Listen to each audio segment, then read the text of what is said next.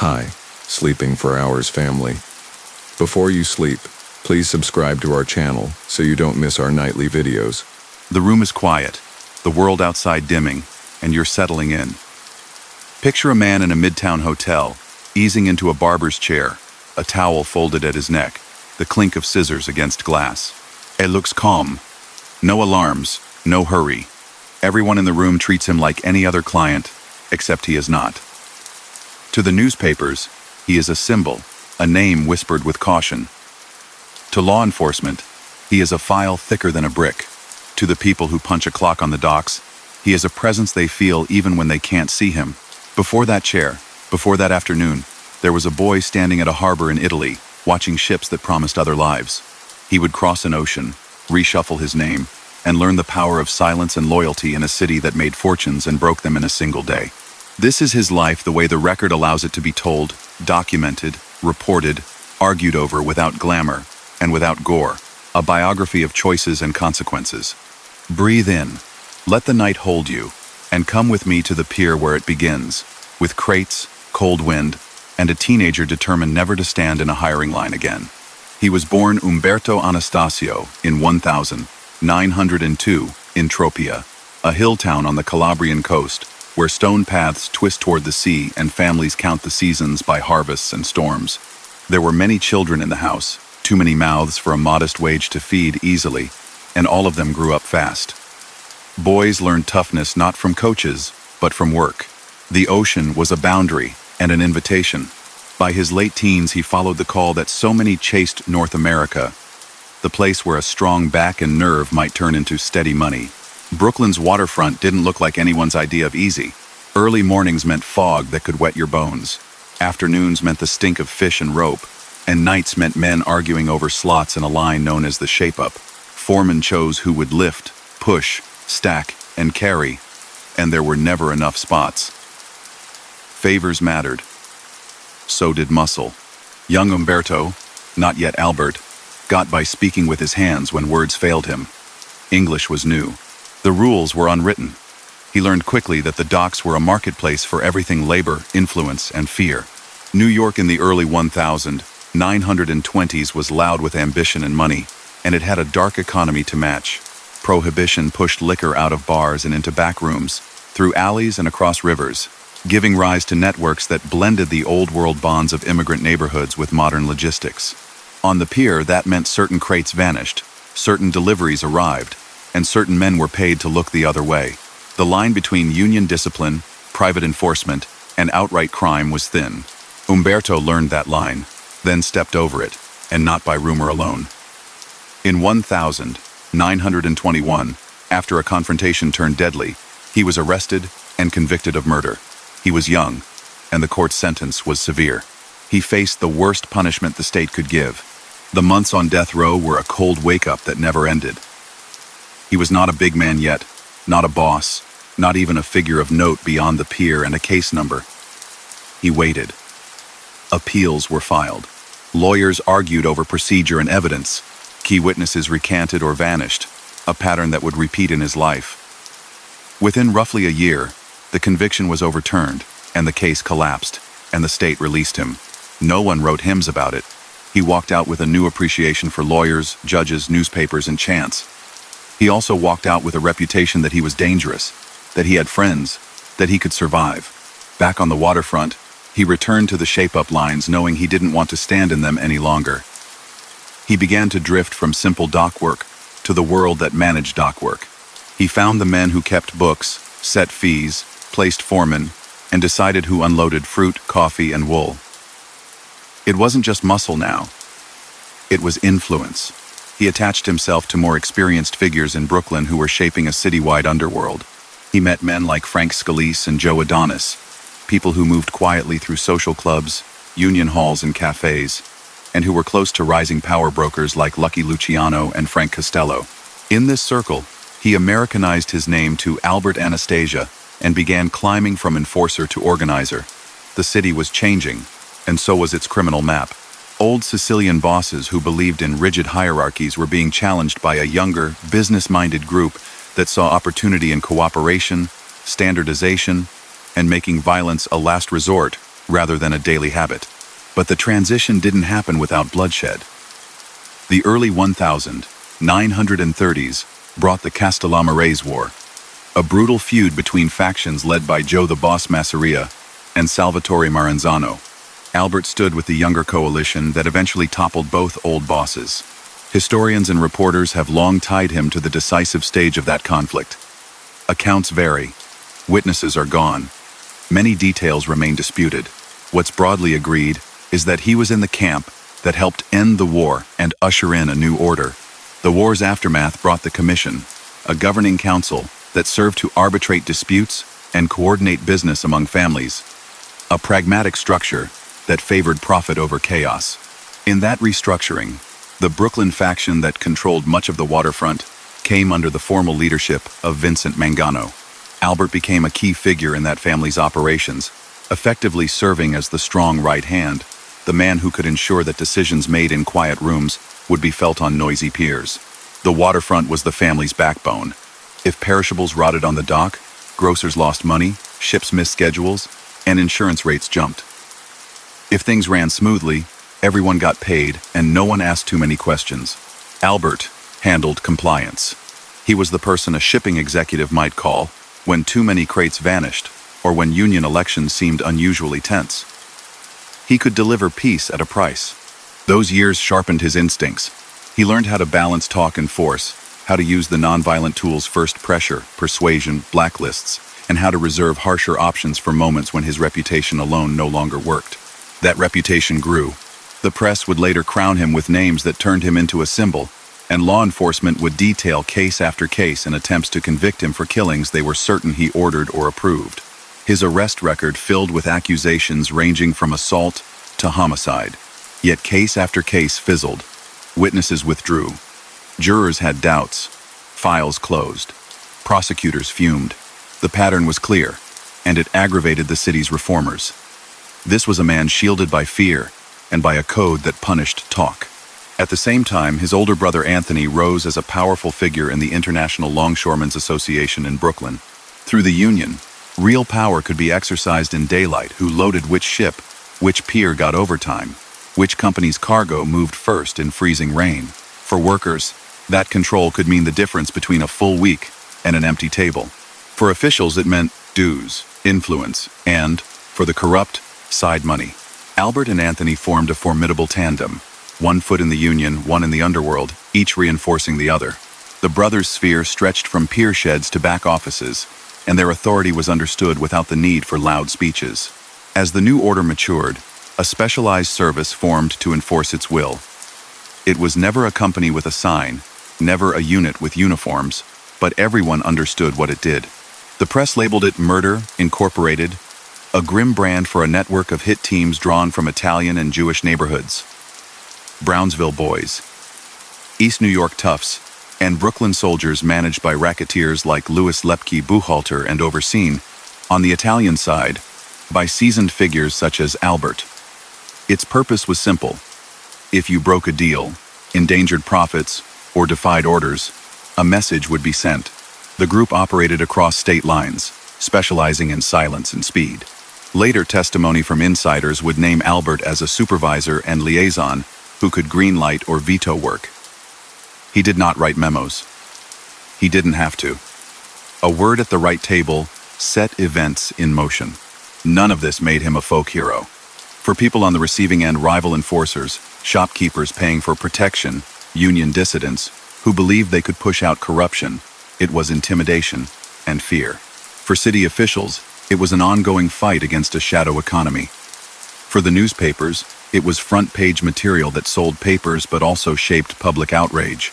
Politicians promised cleanups, formed committees, and ran on anti-corruption platforms. Prosecutors watched who met with whom, wired phones, and read ledgers whenever they could seize them. The waterfront in particular drew attention because it touched national commerce. When ships are delayed, the nation feels it. Investigative commissions began to look hard at how hiring was done at the piers, how dues were collected, and how often people felt pressured to pay to keep their jobs. Despite all this scrutiny, Albert moved with surprising ease. He dressed well, kept neat habits, and spoke in short, controlled phrases. he was not a boaster.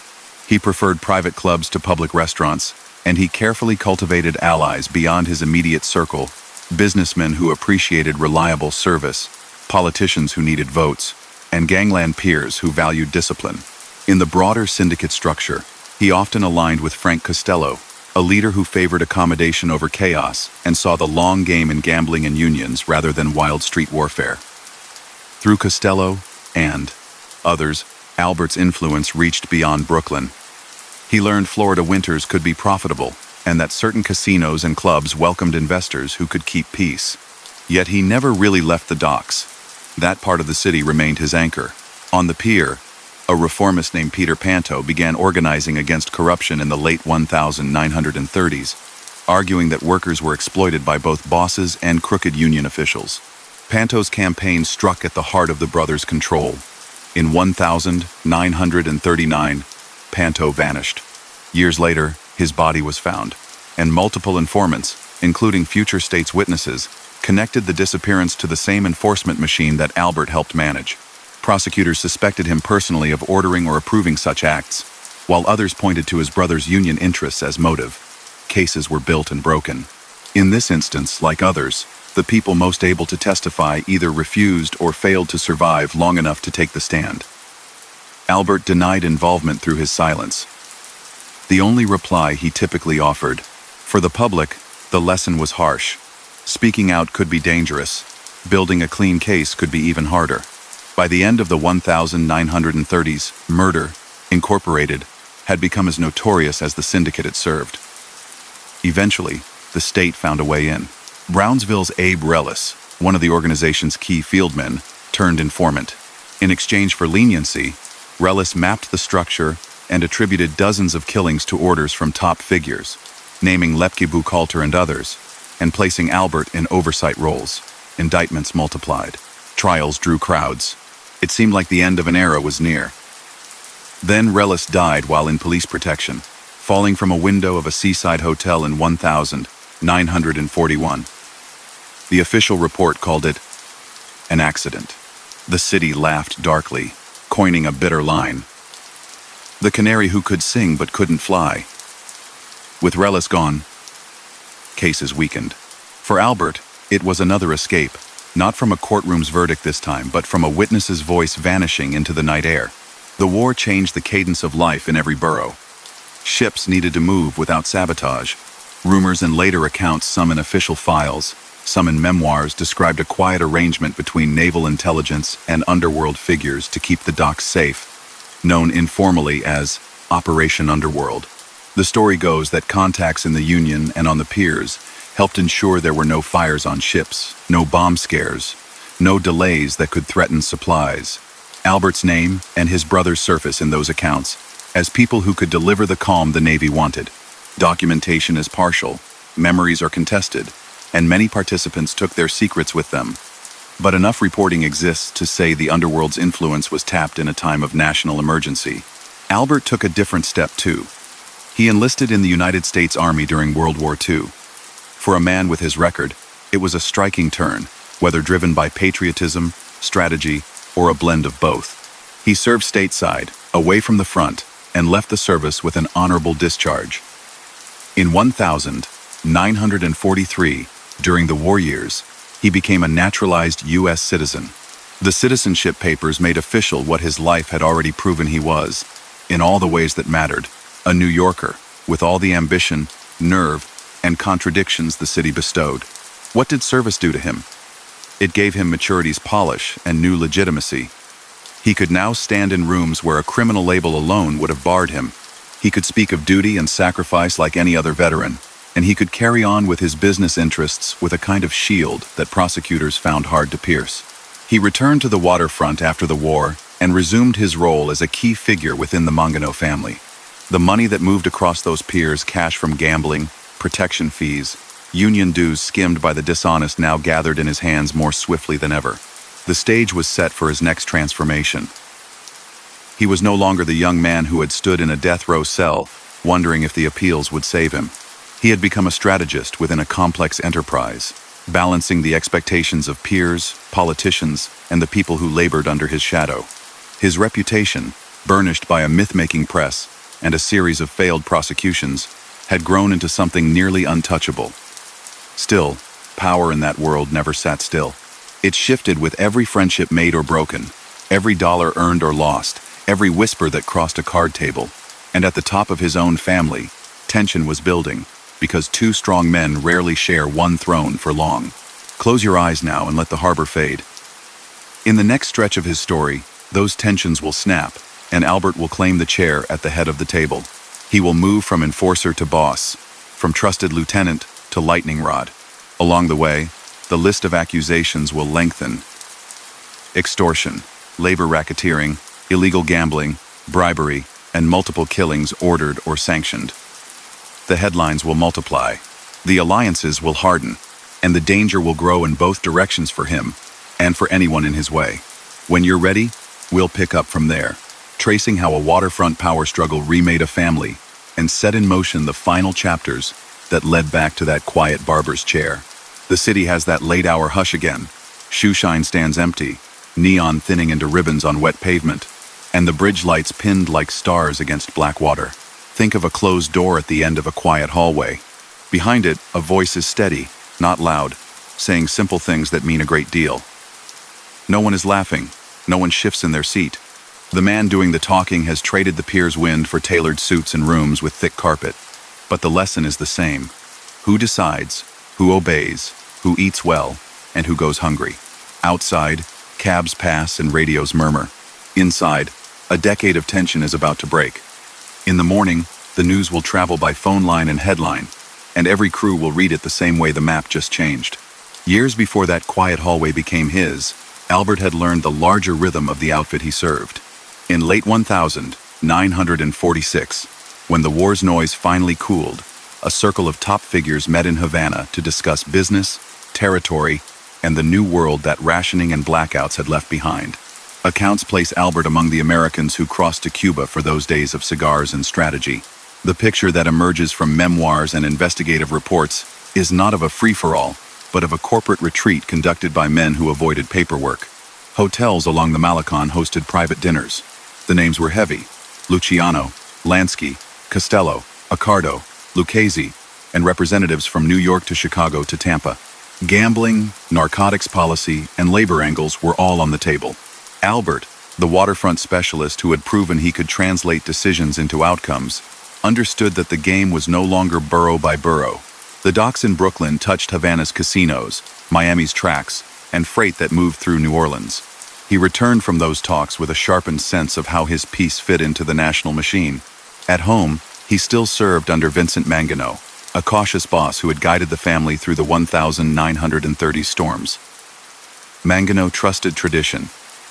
He prized formal respect and consistent tribute. Albert, by then a heavyweight in his own right, had forged broader alliances, especially with Frank Costello, a statesman-like figure who preferred calm to chaos. That closeness irritated Mangano. The two men wanted the same revenue but disagreed on how to keep it and with whom to share influence. Law enforcement files and later testimony from defectors suggest that their meetings grew strained. Mangano resented what he saw as Albert operating with too much independence, taking meetings without clearing them, and leaning on union power that predated Mangano's rules. Albert, for his part, believed he was protecting and expanding the family's core assets: the piers, the trucking routes, the gamblers who paid for locally enforced peace. The argument wasn't just style. It was about votes, contracts, and who had the last word when a ship sat in the harbor 2 days longer than it should. On paper, the International Longshoremen's Association represented workers. In practice, in that era, a few local bosses could determine who got hired and who didn't. Albert's brother Anthony was a dominant figure in that world. Together, the brothers controlled enough hiring halls and stevedoring deals to make or break a season for shipping agents. Mangano understood the leverage but hated that so much of it ran through Albert's household rather than across his desk. Petitions to the Commission, the informal council that refereed disputes among New York families, sought to rein in Albert. The record is hazy. The Commission did not keep minutes for historians. What is plain is that Mangano and his brother Philip were increasingly at odds with the very man who kept their biggest machine running. Meanwhile, headlines shifted the city's mood. In 1950 and 1000, 951. Senator Estes Kefauver's televised hearings peeled back the edges of the underworld's reach. Americans, gathered around living room screens, watched witnesses take the fifth again and again, watched charts tracking illicit money, watched mayors and police commissioners answer uncomfortable questions. The waterfront, so visible, so critical to commerce, was a particular focus. Labor leaders and shipping executives were called to explain hiring practices that smelled like favoritism and fear. Reporters loved the story. Shadowy fixers controlling tides and paychecks. Reformers gained momentum. For Albert, it meant heightened scrutiny, subpoenas, and a renewed appetite at every level of government to clean house. The more attention the peers drew, the more the family leadership feud mattered. In April 1951, it exploded. One morning, news circulated that Philip Mangano had been found dead near a marsh in Brooklyn. The boss himself, Vincent, vanished that same day and was never recovered. These twin shocks reshaped the family overnight. No court ever convicted anyone for the killings. But in every version told by prosecutors, insiders, and later defectors, suspicion pointed to Albert. The logic was stark. Remove a leader who wanted you sidelined, and the problem ends. Albert did not hold a press conference to explain. In underworld politics, silence is both shield and message.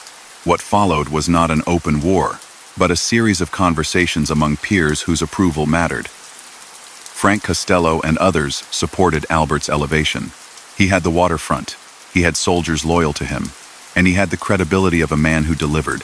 The commission recognized him as boss of the Mangano family, which in practice became the Anastasia family. He made a crucial staffing choice. Carlo Gambino, a calm, patient strategist with a low profile, became his underboss and closest day-to-day advisor. The move was pragmatic. Carlo had deep Brooklyn roots, good business sense, and the ability to get along with the city's other power centers. The two men complemented each other. Albert with a reputation for decisive enforcement, Carlo with a gift for quiet agreement. As boss, Albert tightened his grip on the racks that had made him essential.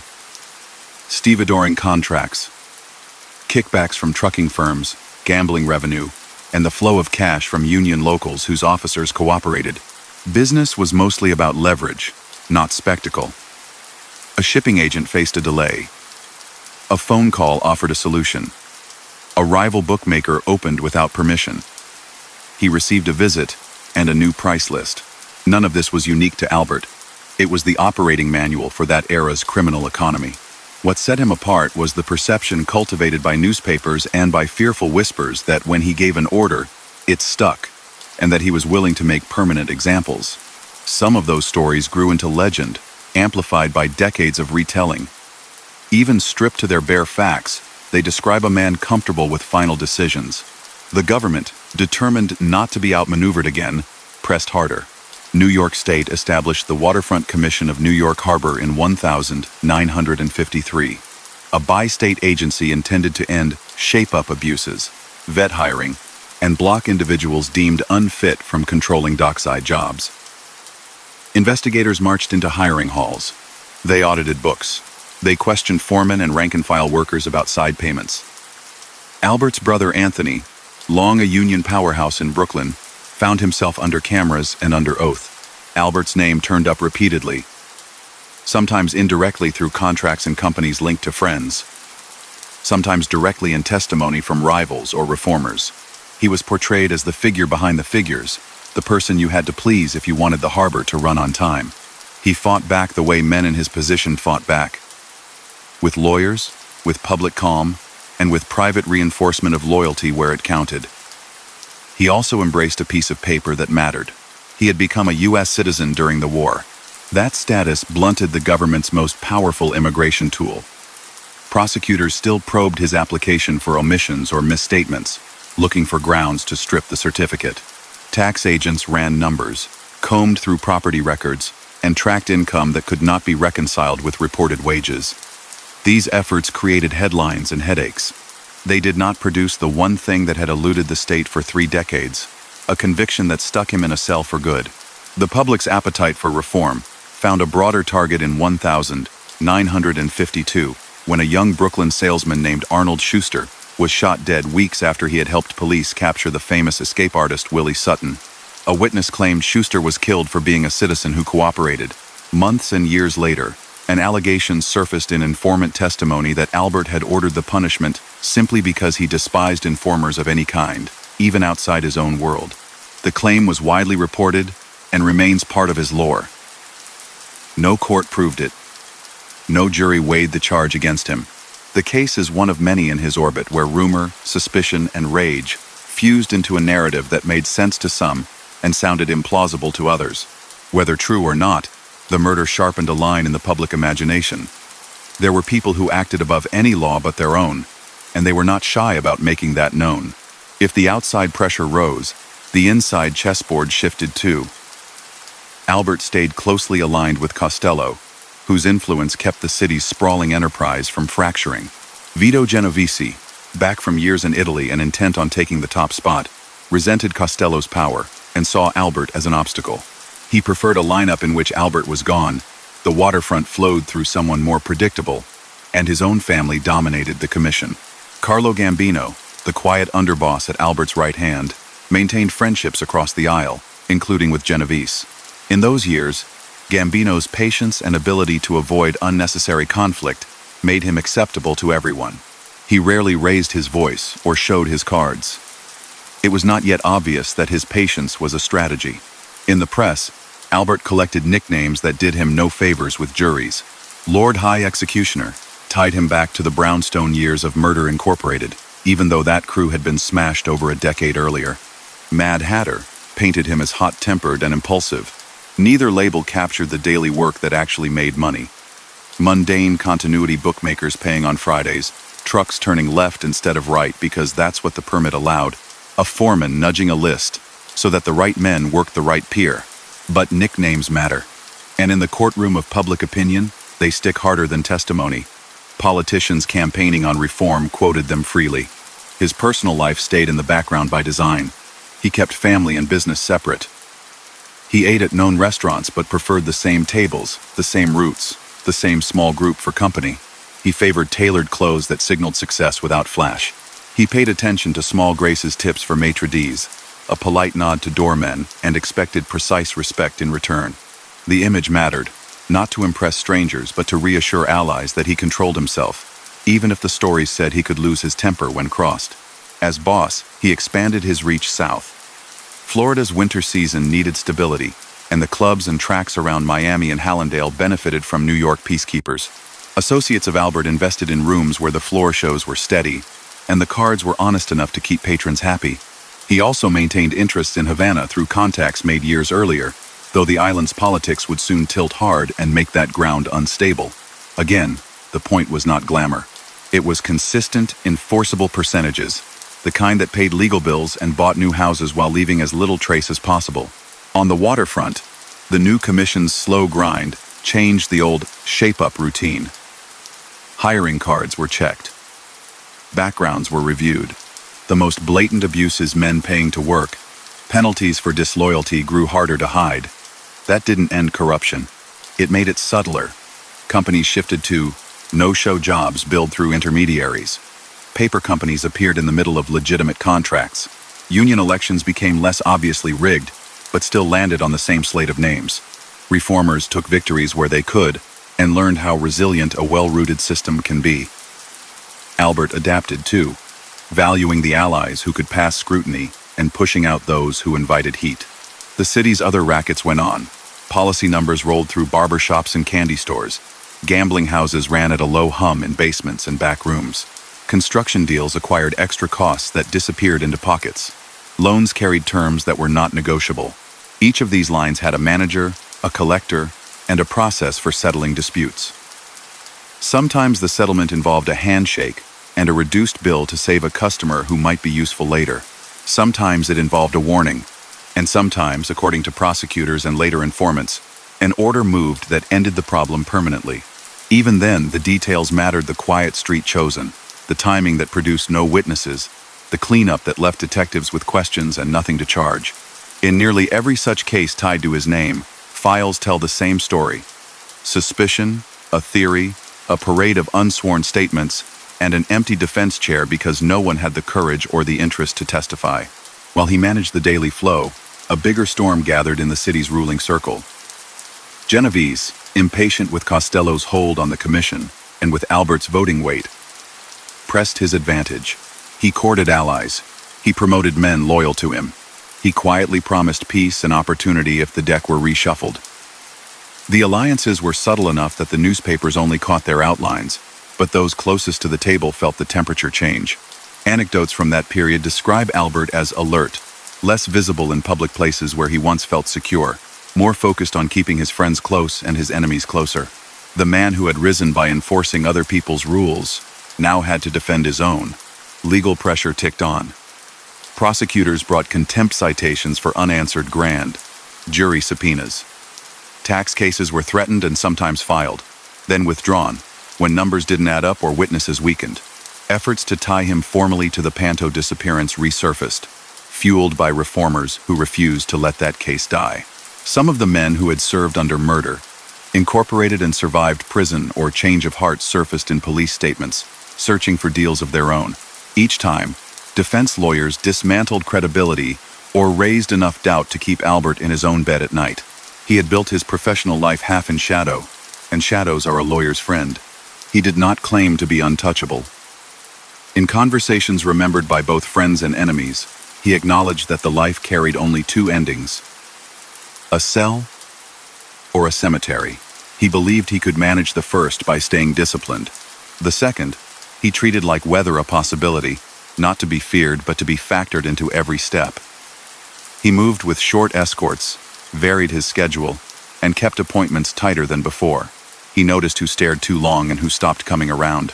He kept faith with Costello even as Costello's own position began to wobble under Genovese's pressure.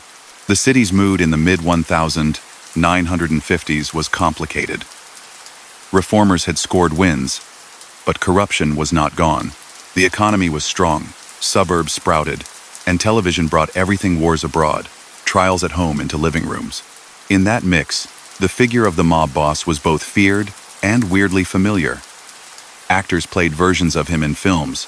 Columnists tracked his lunches and court dates. To some working men still on the piers, he was the reason their pay envelopes were thinner and their choices fewer. To certain businessmen, he was a problem solver who returned calls at night when official offices were closed. To politicians, he was a headache whose name moved poll numbers. You can stand now at a midtown curb in your mind and see him stepping from a sedan, a hat brim tilted, a coat held closed against the wind. The driver stays with the car. A bodyguard lingers by the door. Inside, a table waits. A conversation will begin that seems ordinary about deliveries, about a union vote, about a club in Miami that needs smoothing. Outside, pedestrians stream past, unaware that the city's balance is being adjusted one more time. In the next beat of his life, the quiet adjustments will not be enough. A shot in a lobby will signal that the long truce is broken, and the same logic that helped him rise, remove a problem, consolidate, move forward will be applied to him. But before that happens, he'll keep doing what he always did, bridging the distance between policy and outcome, between whispered orders and open compliance. While the list of investigations grows, he will be accused of extortion, of bribery, of illegal gambling, of using union power to pressure companies, of ordering or approving killings that kept revenue safe. He will deny none of it and admit none of it. He will simply continue, day after day, until the city decides for him that the hallway he uses so often leads to a chair no one can leave. Close your eyes, let the river's rhythm steady your breath, and picture the phone lines humming from Brooklyn to the Bronx to New Jersey and back. Every call says the same thing in different words. Watch your step. The next chapter begins with a man who thinks he can make the old balance hold, and ends with him learning that every city, like every tide, eventually turns. When you're ready, we'll walk into that lobby and see how quickly a plan can change. Night rides in soft and steady, the streets holding their breath, and a lobby door swings on a hinge somewhere uptown. A man in a hat steps past the doorman, glances toward the elevator, and a crack splits the quiet. He staggers, hand to his brow, and somehow stays on his feet. He lives. He goes home. By dawn, the phones won't stop ringing. The old balance is gone. Those who loved calm understand that calm just lost its anchor, and those who wanted a reshuffle feel a path opening. For Albert, the message is plain. The room where big choices get made has new chairs at the head of the table, and old promises are now questions. Go back a few seasons to see how he prepared for moments like this. When he moved into the boss's role after the Mangano brothers were gone, he didn't simply keep the seat warm. He reset lines of authority and made it clear that discipline mattered. He elevated men he trusted and cut off those he didn't. One of his earliest decisions was to bring back an old ally as his number two, but that choice didn't last. Frank Scalise, a veteran figure from earlier years, returned to prominence under Albert. Within months, Scalise was dead, shot down at a Bronx market in 1951. Investigators, insiders, and later defectors converged on the same explanation. Scalise had been selling memberships and favors, peddling access inside the family and trading positions with outsiders. In that world, it was a betrayal that invited only one kind of response. The killers were never convicted. The state never tied the order to Albert in court. Still, in the underworld's oral record, the approval for the hit traveled through his office. A year later, Scalise's brother Joseph was also slain. That second killing looked like a cleanup operation to ensure no retaliation would follow. These were not romantic legends. They were office discipline in a very hard office. The early 1950s also brought a new kind of pressure. A bi-state agency, the Waterfront Commission, set out to break the shape-up and the culture that made men pay to work. It sought to license hiring bosses, revoke the credentials of those with criminal records, and install background checks across the piers. For a decade, Albert's real strength had come from a union world, where one phone call could speed a ship's turnaround time, where an extra hour on a manifest could become cash in someone's pocket, where a certain peer crew meant fewer lost cases. The Commission's reforms did not erase that system, but they pushed it sideways. Front men appeared where his own name once solved problems. Paper companies took the places of individuals. Some hiring decisions passed through new boards that were cleaner, or at least appeared cleaner. Albert adapted, directing deals through trusted intermediaries, creating layers between himself and the day-to-day transactions. He still influenced who worked where, and he still collected from companies that wanted reliability guaranteed by people who could deliver it after sunset. He also pursued revenue beyond the docks. Gambling operations in Brooklyn and Queens stayed lively. Policy numbers moved through candy stores and pool rooms. Card clubs opened and closed with the seasons. Bookmakers sent envelopes on schedule. Loans went out at rates that punished delays. Construction racks added extra costs that disappeared into the fog between bid and invoice.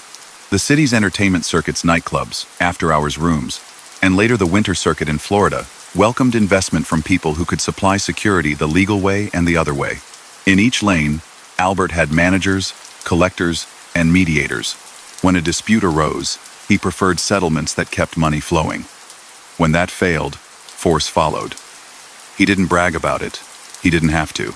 The pattern spoke for itself in the number of cold cases linked to union fights, gambling arguments, and internal discipline during those years. Prosecutors drew lines between those cases and his office. Juries never signed off. Witnesses didn't hold. Files ended with the same words, insufficient evidence. Inside his family, he rewarded production and kept a close eye on ambition. He installed Carlo Gambino as underboss, a low-profile strategist who never raised his voice and rarely left fingerprints on trouble. Carlo knew every dock shadow from Red Hook to Bay Ridge and maintained friendships with power brokers beyond the family's fence. That alliance stabilized the organization after the Manganos were gone. Albert enforced rules that kept crews from freelancing, barred side deals that didn't kick up, and insisted that the waterfront rackets, his backbone, remained under his direction. He was firm about dues from gambling clubs, percentages from trucking, and silent stakes in shipping-related vendors.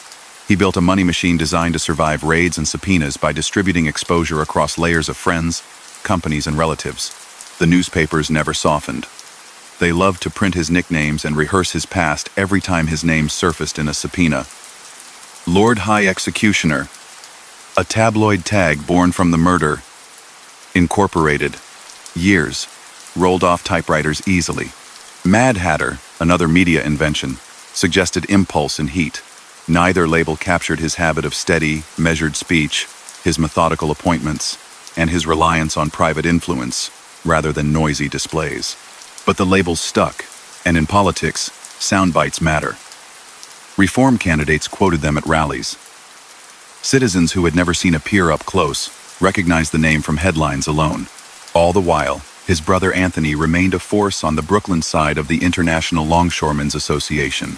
The two of them shaped hiring slates, settled jurisdictional disputes, and controlled the subtle system of favors that governed who unloaded a ship during bad weather and who was told to come back tomorrow. Through that leverage, they touched grocery prices, shipping schedules, and payrolls in a dozen neighborhoods. When rivals inside the union tried to push them out, they felt pressure sometimes in the form of votes lost, sometimes as a contract surprise, and sometimes as a threat with no signature line. Reformers like those who rallied around Peter Panto years earlier understood what they were up against: a web of relationships that delivered results, fast and punished disloyalty faster. By the mid-1950s, a larger storm moved across New York's underworld. Vito Genovese, once exiled abroad and now back, wanted control of the commission, the council that settled disputes among families. Frank Costello, whose name was shorthand for stability, still held enormous sway. Albert was aligned with Costello. Their interests intersected in gambling policy, labor peace, and the broader goal of avoiding the kind of open warfare that had drawn so much heat years earlier. Genovese viewed that alliance as an obstacle. He could not dominate the commission, while Costello and his allies, Albert among them, kept voting power. So Genovese played a patient game, collecting support, shepherding promotions, and building a case that change would bring opportunity. Then came the night when Costello reached his lobby, and a shooter stepped from a corner. The bullet grazed his head. Costello lived but moved aside. He withdrew from day-to-day command. The message landed as intended. The era of Costello's quiet guidance had ended. The newspapers covered it like a city hall drama. Detectives pulled in usual suspects. A name floated out later: Vincent Gigante, as the man who fired the shot on Genovese's orders. The record of that case is public. For Albert, the consequence mattered more than the culprit. With Costello weakened, Genovese grew stronger. The vote count inside smoke-filled rooms shifted, and the boss of the waterfront in Brooklyn found himself backed by fewer friends at the top table than he had enjoyed the week before. Pressure amplified. He was accused, sometimes in print, and sometimes by confidential informants, of ordering punitive killings without the commission's blessing. The most famous allegation tied him to the 1,952 killing of Arnold Schuster, a young salesman who had pointed police toward bank robber Willie Sutton. The claim passed through informants and then shouted by headlines was that Albert, disgusted by anyone who cooperated with authorities, ordered a punishment to send a message. No grand jury indicted him for it. No trial weighed the accusation. Historians still argue about the reliability of the source who made that claim. Regardless of truth, the story hardened an image of a leader who acted swiftly and personally when lines he respected were crossed. Inside the commission, that image felt risky. Stability depended on restrained, committee-led decision-making. A boss perceived as unpredictable endangered the pact that kept profits high and violence low. Other cases collected in his shadow. The Panto disappearance from years earlier returned in reporters' questions. Investigators tried to stitch together statements from old union hands, who had changed sides or grown tired of paying. Fresh murders of minor racketeers and union critics landed on detectives' desks. Everyone knew who benefited when those voices were silenced. No one had testimony that mattered in court. Each case added to a pattern in public memory even when it added nothing to a prosecutor's file. City commissions recorded what they could. The FBI, slow for years to prioritize organized crime, began taking broader interest, especially after the next shock that followed his final chapter. Despite the press, Albert still projected control. He continued to make his rounds. A lunch at a midtown restaurant that kept his favorite table ready, a drive across the bridge to a tidy house in Fort Lee, a winter trip south to check on investments in clubs that catered to visitors escaping cold weather. He did not abandon structure. He still used lawyers to answer subpoenas, accountants to launder money through businesses with plausible books, and frontmen to keep his name off contracts. He still expected envelopes on time and still kept meetings short, relying on a glance or two to say what needed saying. He still treated his underboss as a partner. Carlo Gambino listened, advised, and rarely contradicted him. Carlo also kept lines open to Genovese's camp and to other families who wanted fewer headlines and lower temperatures. That talent made him valuable to everyone. The events of 1957 moved quickly. Costello's retreat cleared space for Genovese to assert dominance on the commission. He pushed a harder line on narcotics and sought to align policy under his hand. Albert, now somewhat isolated, held his ground but sensed the floor moving. He had weathered storms before. He had outlasted a death sentence, watched witnesses vanish, and seen an entire enforcement arm, murder, incorporated collapse without burying him. He believed discipline and nerve would carry him through again. He kept schedules, tightened his circle, and trusted the habits that had brought him here. He could not have missed the signs that some of his closest associates were cultivating futures that did not include him. That is the story many later told, that Carlo quietly reached an understanding with Genovese, with other family heads, and perhaps with out-of-town figures too, agreeing that the waterfront would remain productive under new management if the transfer of power happened cleanly. Underworld changes at that level rarely arrive with a press release. They appear as invitations unextended, phone calls that don't come, bodyguards who call in sick, and chairs that sit mysteriously empty. It ended on an October morning in 1957 at a Midtown Hotel's barbershop. Albert arrived as he had many times before, comfortable and routine, a man used to being recognized but not disturbed.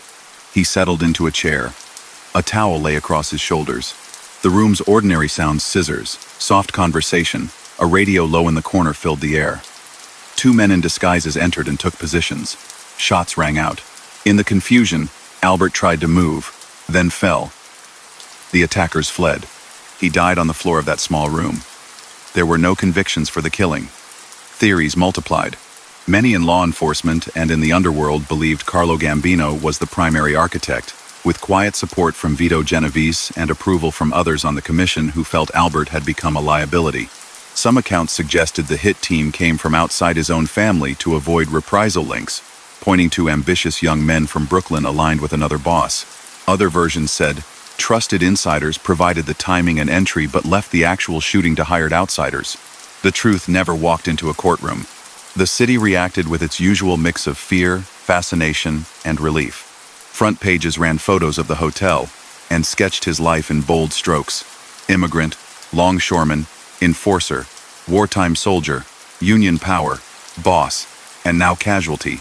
Old cases resurfaced in retellings: Peter Panto's crusade and disappearance, the death row escape, the failed trials that haunted prosecutors, the allegation about Arnold Schuster, the instincts that built and held the waterfront machine, the murders of Frank and Joseph Scalise that had echoed early in his reign, and the feud with the Manganos that had changed his title from lieutenant to leader.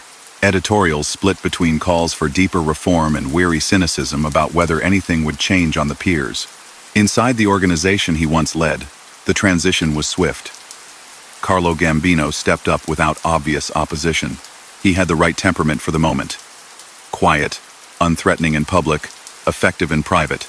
He preserved relationships outside the family, soothed nerves among business partners who worried about chaos, and pledged continuity where it mattered: the docks, the trucks, the cash flow.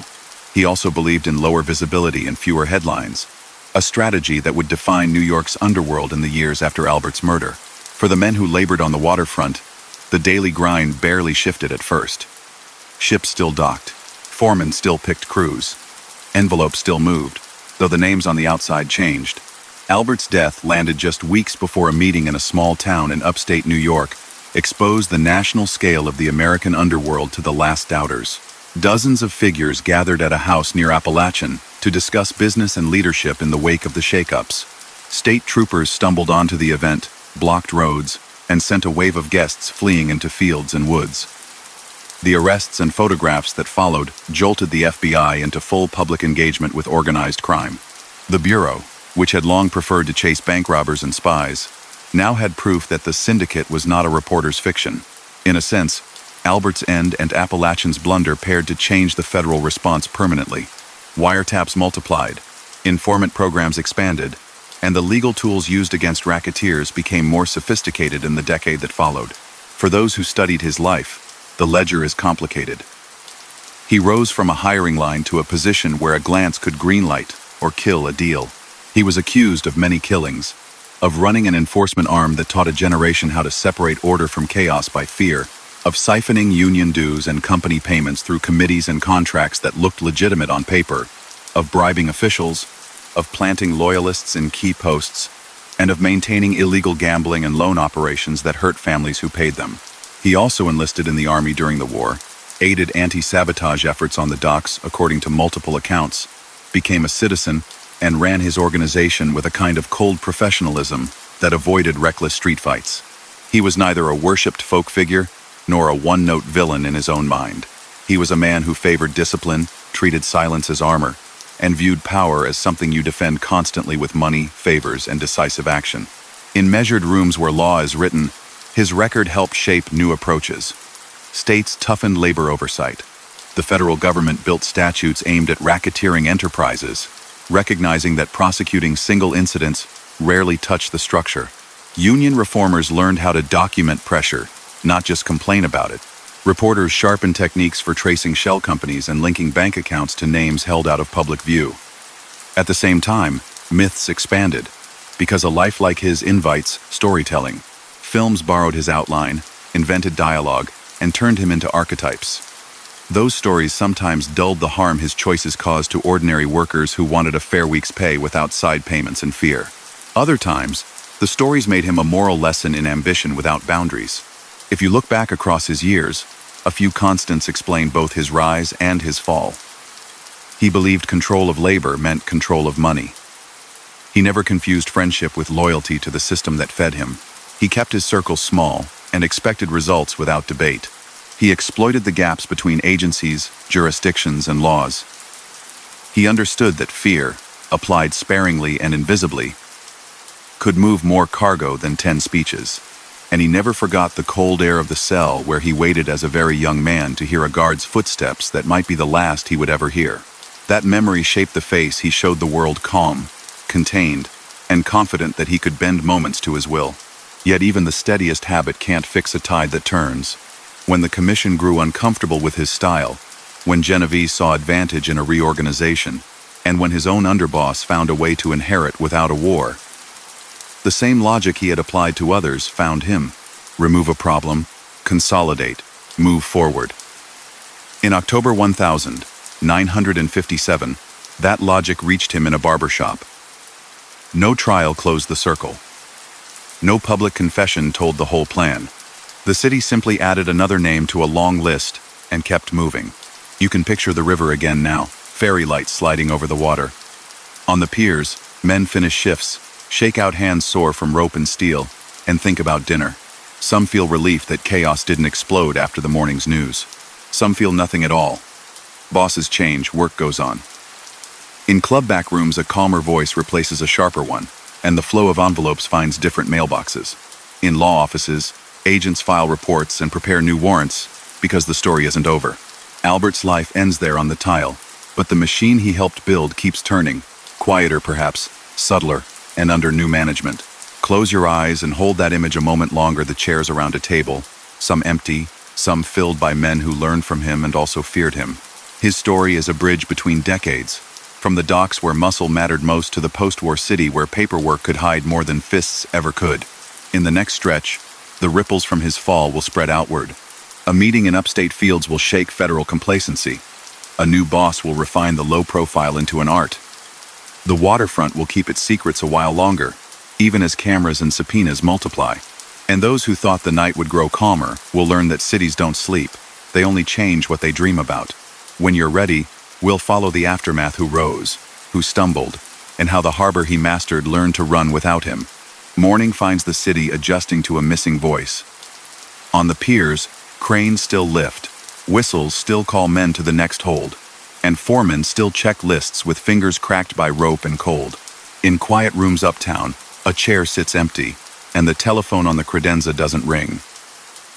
The news has spread. The man who could settle a strike with a glance will not be coming back. Those who wanted a calmer style exhale. Those who rose under his hand wonder how long their seat stays warm. The water moves regardless, but power never floats. It finds a new shore fast. In the first weeks after he fell, the press retraced his steps as if drawing a map for people who had only read the headlines. They pieced together the boy from Calabria who became a dock worker, the death row inmate who studied the ceiling over his cot listening for keys, the enforcer who learned how to make a promised land or disappear, the wartime soldier with an honorable discharge, the strategist who found himself at the head of a table that preferred whispers to speeches. They recounted the cases that never stuck, the witnesses who withdrew, the union fights that shaped the hiring lines, the brothers who ran the waterfront in tandem, the balance he held with bosses who valued peace until they didn't. They hinted at suspects without proof, and pointed at motives without verdicts. In print and on radio, he became a symbol of a city's long argument with its own shadow. Inside his old family, there was no open scramble. Carlo Gambino, the low-profile underboss, whose advice rarely sounded like a command, stepped into the lead. Even people outside the circle recognized the fit. He was known for patience, not impulse. For knitting ties that outlasted weather. For making a dollar feel safer than a headline. He reached outward across borough lines, across family lines, and down into the businesses that paid. The docks would not go slack on his watch. Gambling would continue to run on schedule. The trucking firms, the small contractors feeding the piers, the little rooms where numbers were collected, the card games that started after the last diner closed these, would keep their rhythm. The new hand on the tiller would steer with a lighter touch, but he would steer. What happened 1 month later signaled a deeper shift. Dozens of figures from around the country drove to a house in upstate New York to talk about business after the season's shakeups. They parked on lawns, on shoulders, along narrow roads, and they walked into a living room laid with buffets and chairs. State troopers noticed the traffic, blocked the streets, and a field turned into a stampede of suits and polished shoes. Cameras clicked. Names were taken. Some slipped past the net. Many did not. The pictures and the arrest lists confirmed for the last doubters that the syndicate wasn't a tabloid invention. The Bureau in Washington, long cautious about the subject, shifted posture. Wiretaps multiplied. Informant programs expanded. Coordination between federal and local units improved. In a strange way, the absence of the man from the barber chair and the chaos in that upstate yard joined to change how the country fought the world he had helped organize. Back on the waterfront, reforms that had begun before that autumn quickened. The bi-state commission policing the harbor tightened licensing rules, pushed background checks deeper, and reduced the old shape-up to a shadow of itself. Outright cash for a day's slot grew harder to demand. A worker could still feel pressure, could still be punished for disloyalty in ways that left no bruises. But the most brazen habits lost their cover. Companies adjusted. Shell firms that held stevedoring contracts were folded into larger entities with tidy books. No show jobs turned into rarely show jobs with sign-in sheets dotted just enough to pass a glance. The men who had run that world for decades adapted, because survival in their business was a craft of constant adjustment. The name on a door changed, the practice rarely did. Albert's brother Anthony remained the public face of dockside power in Brooklyn, a union vice president and a leader of a major local. He had spent years shaping slates, approving foremen, and trading favors with top officials who needed both peace and votes. He knew every foreman who mattered, and every crew that could make a ship's run disappear into days of delay. After Albert's death, Anthony stayed where he had always been in the center of the hiring hall, a ring of allies around him, a pen tapping against a desk. He testified before committees when required, gave clipped answers, and walked out to applause in some rooms and muttering in others. Reformers wanted him gone. Many workers, cautious and practical, wanted whoever could make the next paycheck appear. Anthony held on into the 1960s, a symbol of how stubborn the old system could be even as the world changed. The cases connected to Albert's name did not die with him. Detectives revisited files. Prosecutors tested witness lists to see if fear had softened with time. The disappearance of Peter Panto in 1939, the young longshoreman who had challenged corruption and then vanished, was re-examined, and the same wall appeared. Rumors, second-hand accounts, and very little testimony fit for a courtroom. The killing of Arnold Schuster, The salesman who had pointed police to an escaped robber stayed technically unsolved. The allegation that Albert ordered that punishment kept circulating, mostly through the words of an informant whose credibility was challenged by defense lawyers and doubted by some investigators. Those stories survived in the public mind because they fit what people believed about him. Courts, however, require more than fit. No indictments emerged after he was gone that tied him conclusively to those crimes. Reporters walked a careful line between the man and the myth. They revisited the years of the enforcement service the papers had named Murder Incorporated. The grim outfit that had taken orders from higher offices and made problems go away from Brooklyn to Cleveland. They recalled the Brownsville tough, who had turned government witness, the fall from a window that ended his testimony, and the wisecrack that the city made about birds and singing. They mapped Albert's role in that network as a gatekeeper who weighed requests and signed off when discipline required example.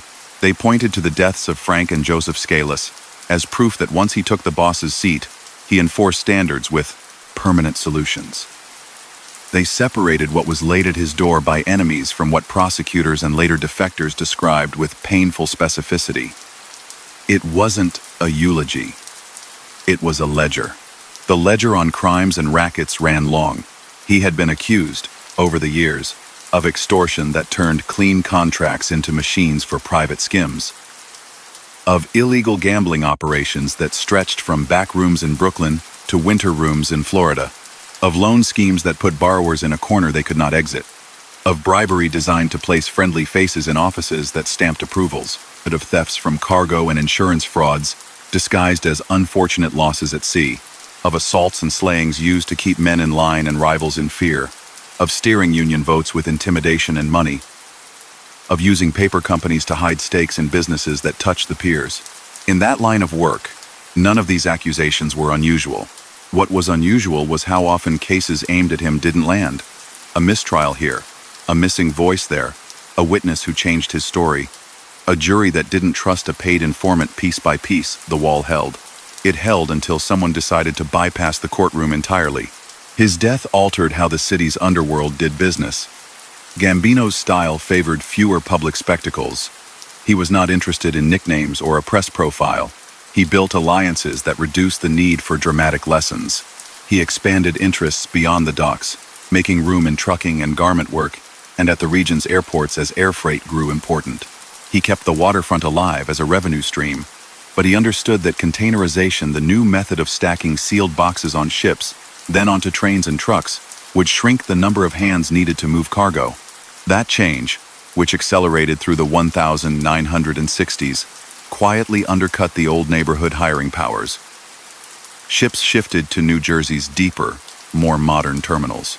Brooklyn's piers lost back-to-back schedules, and the handshake economy that Albert had mastered began to thin whether law enforcement interfered or not. In Washington and Albany, Albert's arc became part of the argument for new tools. Policymakers saw that prosecuting single incidents, a bribe here, a stolen pallet there, couldn't kill a system designed to absorb small hits. The answer took time. It came in pieces. Tougher oversight for unions whose leaders skirted their own bylaws, penalties for obstructing investigations, and laws that treated criminal enterprises as entities rather than just loose collections of men committing isolated crimes. A decade after his death, the federal government passed a statute that allowed prosecutors to attack continuing criminal organizations through patterns of activity rather than one charge at a time. That statute would change the equation for many who had once assumed they could outlast any single case. If you look closely at the way his life ended, you see lessons that others drew. He had built his position by controlling the point where labor met logistics, and he had kept it by enforcing rules that made money feel safe. He had also irritated peers who preferred committee consent before harsh decisions. He claimed no divine right to the chair. He understood leadership. There was a contract renewed daily by results and by the tolerances of those who shared the table. When enough peers decided his habits were bad for business, or when one ambitious deputy reached an agreement with rivals that promised continuity under new management, the contract ended. The method chosen reflected the tradition he himself had embodied. No jury, no appeal. Just a clean switch, so that a machine with many moving parts would not jam. His private life never crowded the page. He kept his home precisely that. He had a house across the river with tasteful finishes, a family he shielded from cameras, a routine that included well-run restaurants and the same routes and drivers. He dressed in a manner that suggested he wanted to be remembered not for flash, but for standards. He was polite to the staff who opened doors and carried coats. He handed out tips that bought discretion as much as service. When a reporter cornered him, he smiled without answering, the way a man smiles when he knows a conversation benefits the other party more than him. He let lawyers and accountants handle forms and spoke through actions instead of quotes. What he thought of the last months, the pressure, the shifting alliances, the lobbies where he moved faster than before stayed with him. He left no memoir. Opinions about him hardened after his death. To some, he was the archetype of a predator dressed like a gentleman, a man who turned fear into an accounting tool and treated a city's working men as levers in a private machine.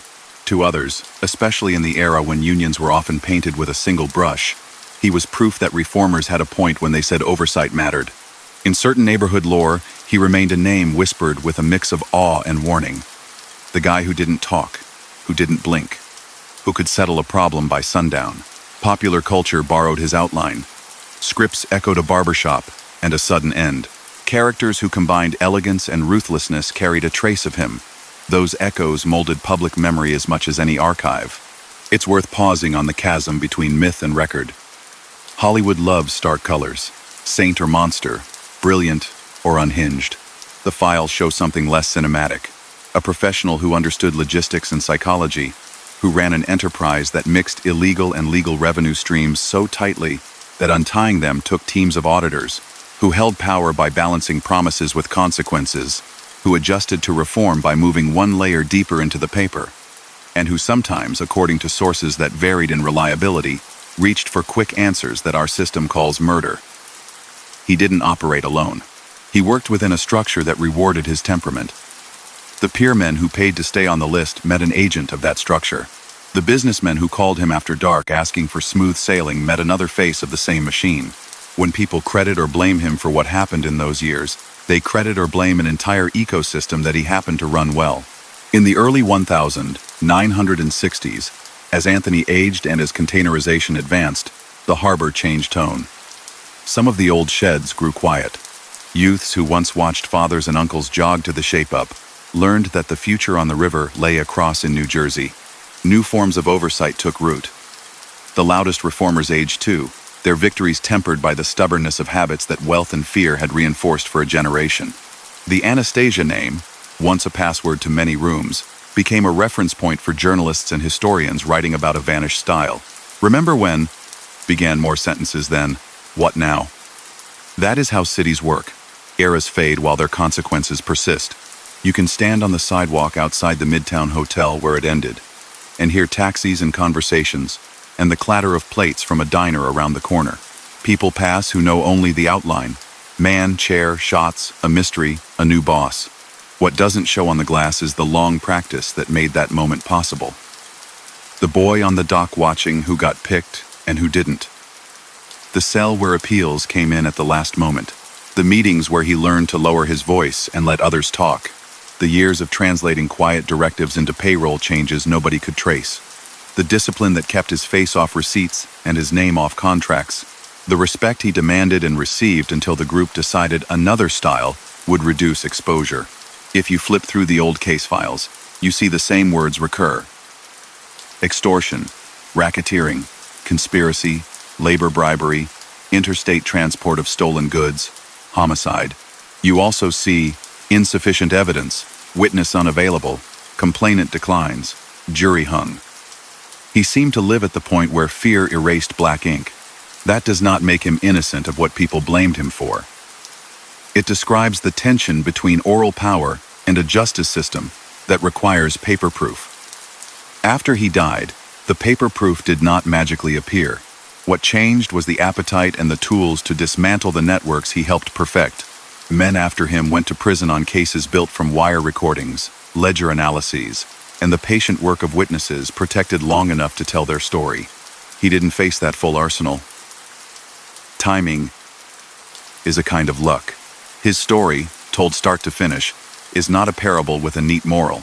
It is a case study in how cities generate shadow markets, when demand meets regulation, and when communities turn to their own for order.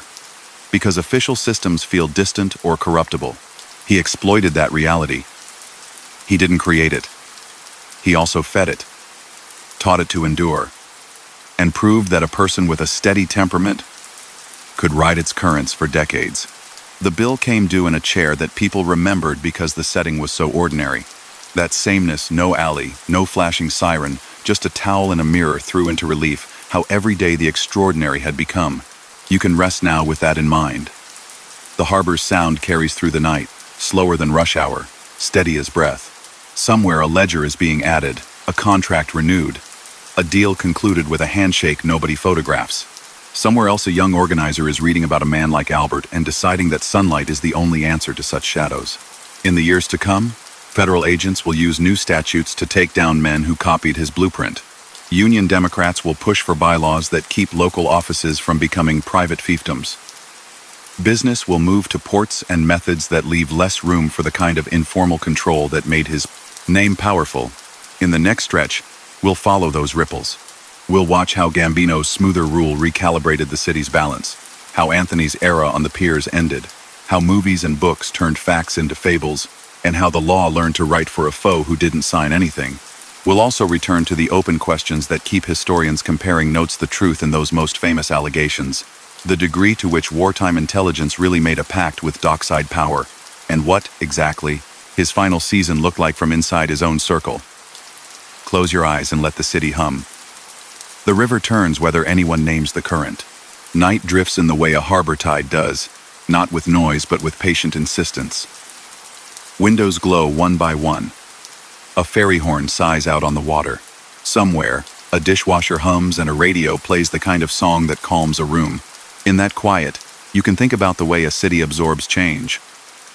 One name vanishes from the ledgers and from the lists in certain address books. Yet the roots he set up keep working for a while by habit alone. People who depended on him to make calls know to look elsewhere. People who feared him read the papers twice and sleep a little easier. The phones that used to ring at his usual tables now ring somewhere else. The new hand at the top knew how to use calm as a tool. Carlo Gambino took meetings that rarely made the society pages. He kept disputes from boiling by dividing slices neatly and by reminding everyone that a steady dollar beats a hot one. He did not advertise new policies. He did not insist on loyalty oaths. He simply showed what he wanted by choosing who prospered. For the system Albert had shaped, this was an easy adjustment. The waterfront stayed productive, not by chance but because it had been built to be resilient. The structure had departments, even if they weren't called that. Labor, transport, gambling, credit. Each had its managers. Each manager knew how to convert instructions into quiet results. In the neighborhoods along the piers, change moved at a slower pace. The shape-up had already been blunted by a new licensing regime and by constant inspection. Yet the culture didn't flip overnight. A foreman still held sway with a gesture. A seasoned worker still got a nod before a newcomer with no connections. A debt owed to the wrong person still carried special weight. What did begin to shift was the very work itself.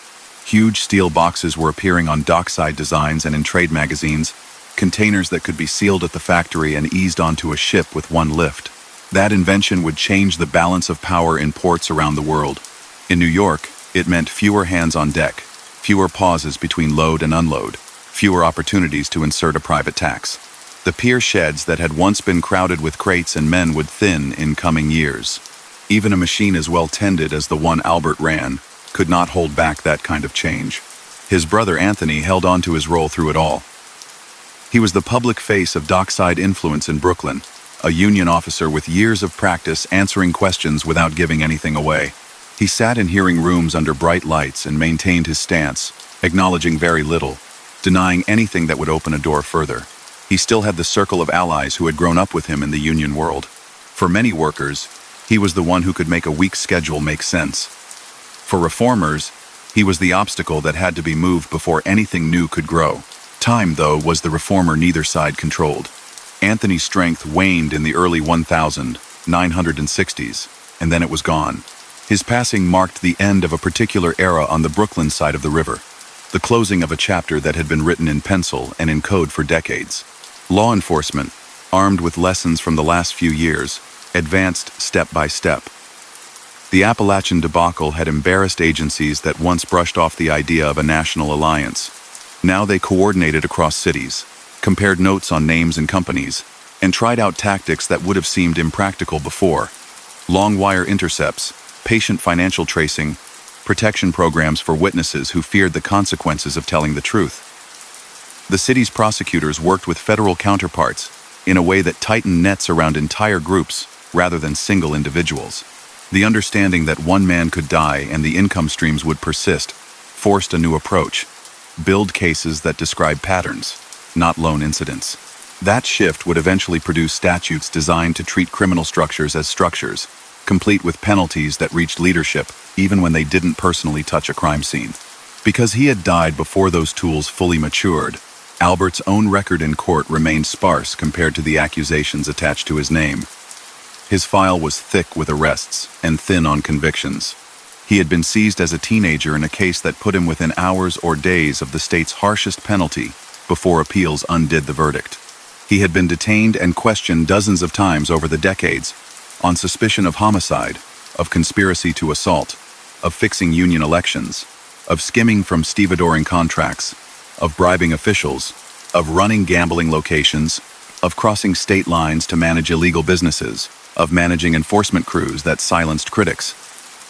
He was charged at points, indicted at a few, but reliably walked away.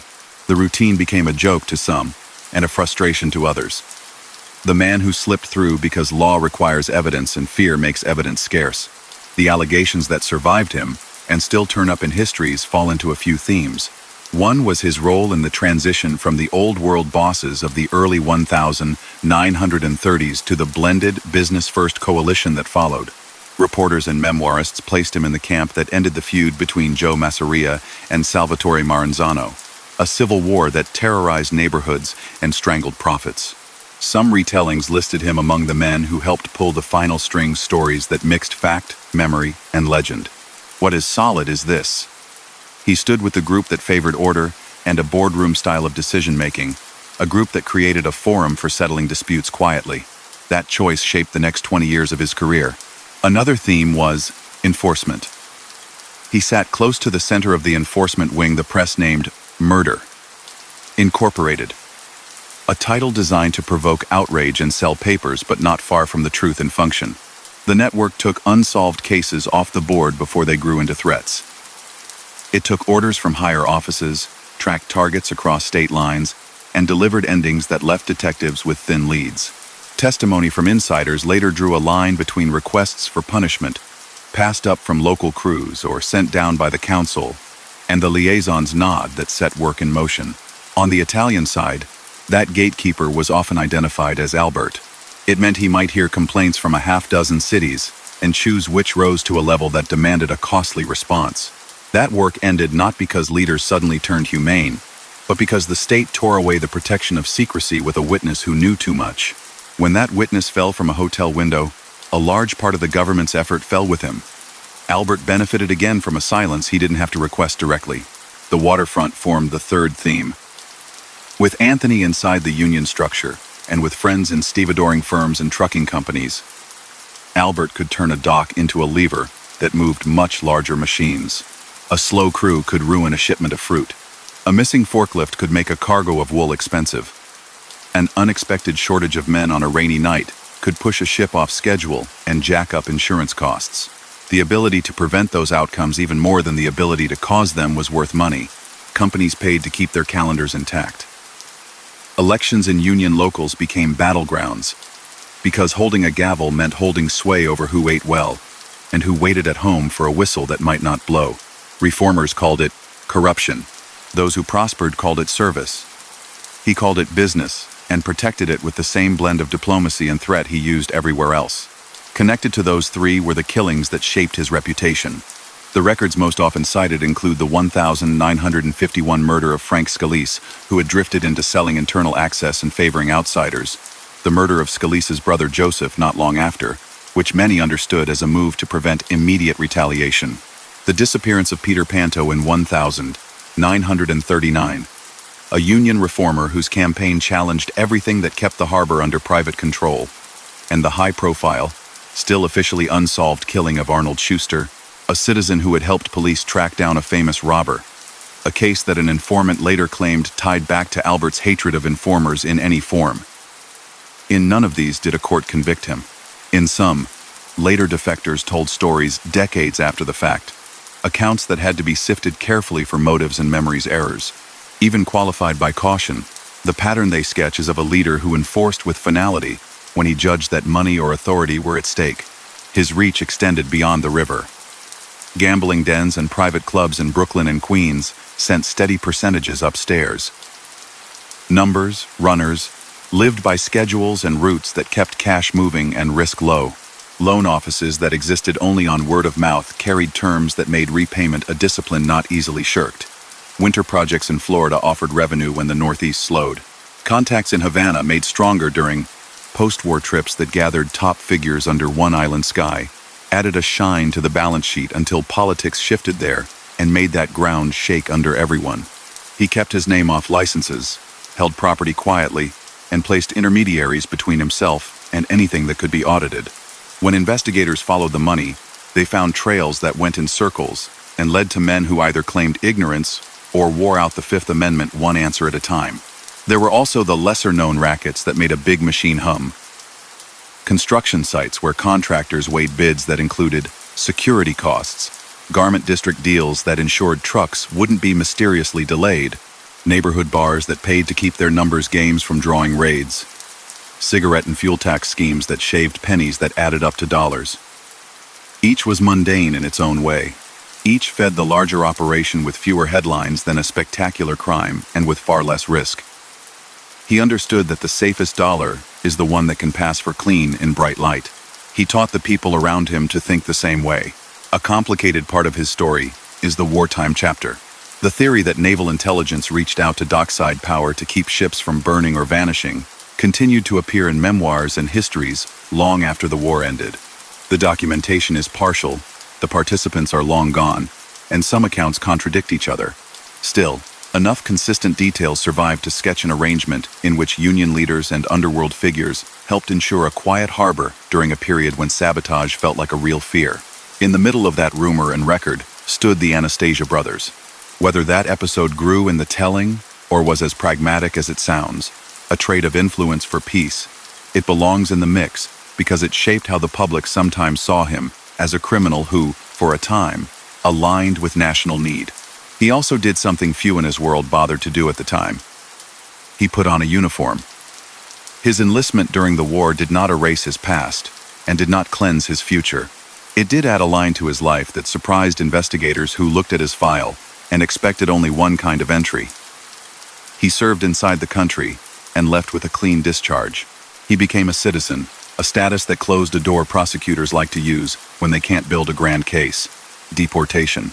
In later years, when questions about his naturalization surfaced, lawyers argued that his misstatements were not the kind that void such papers. He kept the certificate and the options it preserved.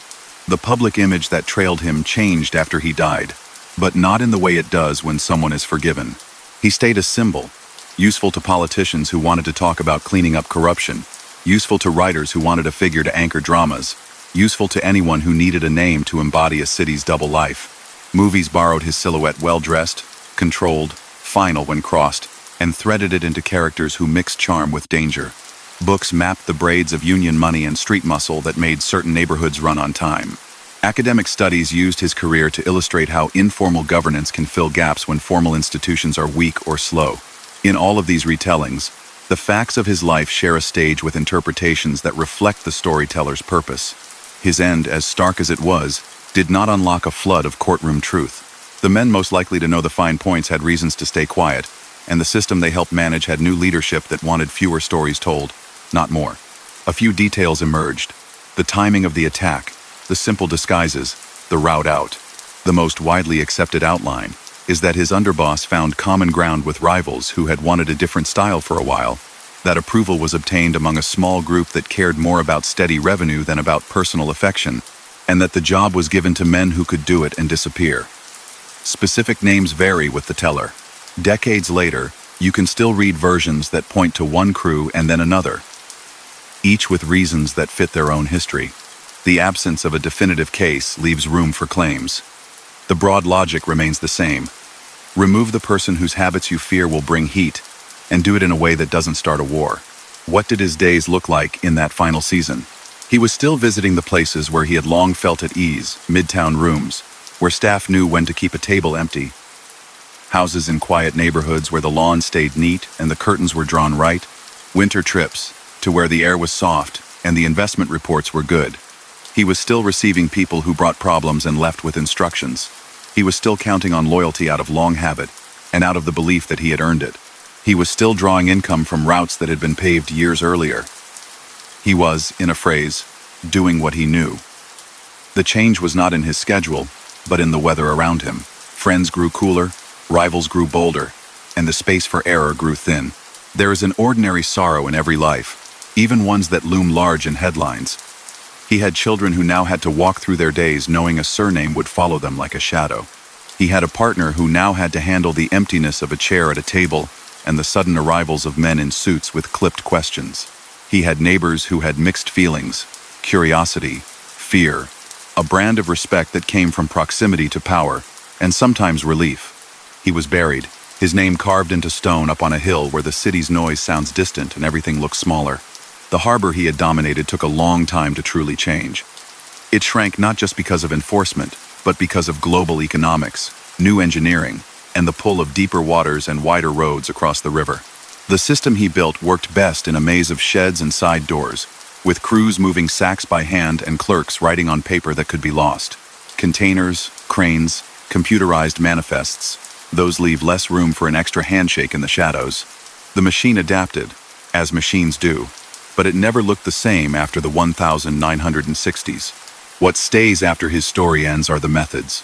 He taught people how to make fear work quietly, how to turn public institutions to private use, how to make friends in unlikely places, how to build layers into deals so that if one piece fell, others held. He also demonstrated the limits of all that. When a coalition decides your way costs more than it earns, when reformers find new tools, when the market itself tilts, the playbook that worked for a decade starts to feel dated. If you walk the river now, you see signs of those changes.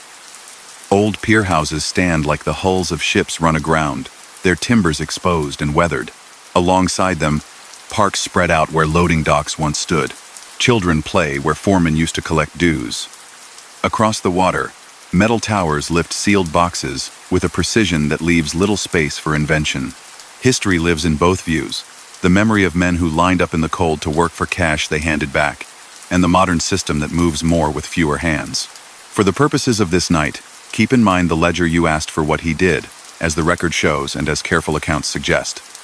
He used violence as policy, though you won't find a confession in his handwriting. He used a union not for collective bargaining alone, but as a lever for private deals. He turned city services into choke points that paid. He took stakes in entertainment and gaming that operated outside the law. He bribed where persuasion needed help. He punished where persuasion failed. He survived multiple prosecutions without a lasting judgment. He rose through a system built on silence, loyalty, and calculated risk. He fell to the same calculus when it turned against him. Breathe in. Let the room be still. You've followed him from a hill town across an ocean to a hiring line, through a war's strange bargains, into a private government that ran alongside the official one, and out again through a door that didn't open a second time. What remains to tell are the ripples.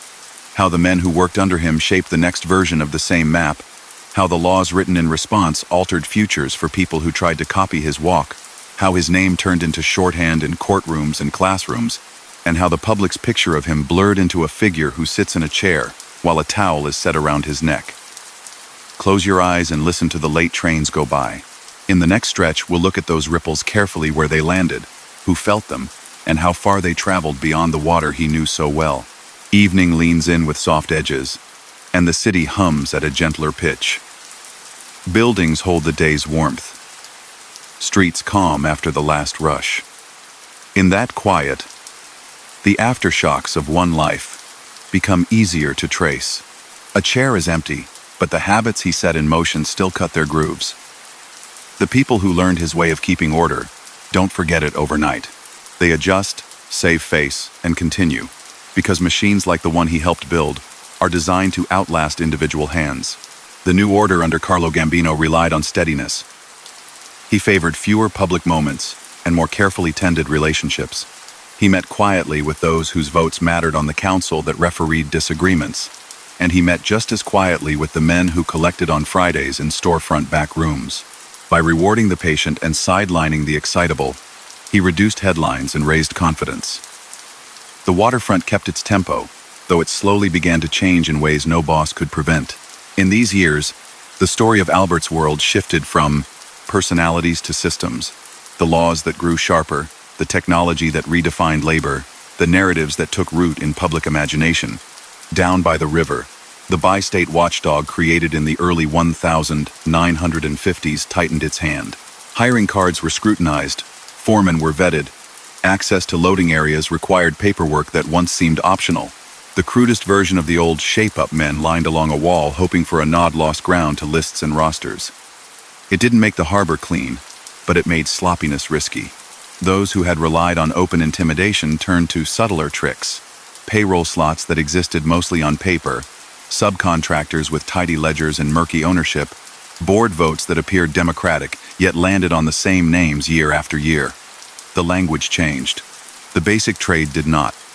A well-timed favor still moved a ship ahead of schedule, and a quiet phone call still kept problems, and certain people, away from a pier. The union world around his brother evolved too.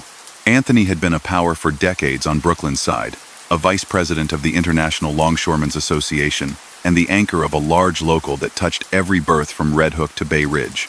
He knew where extra pay could be pulled out of a long week, and where a delay could be avoided if a signature appeared at the right moment.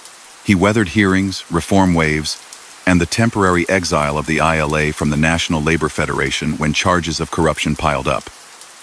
By the early 1960s, time and health caught him.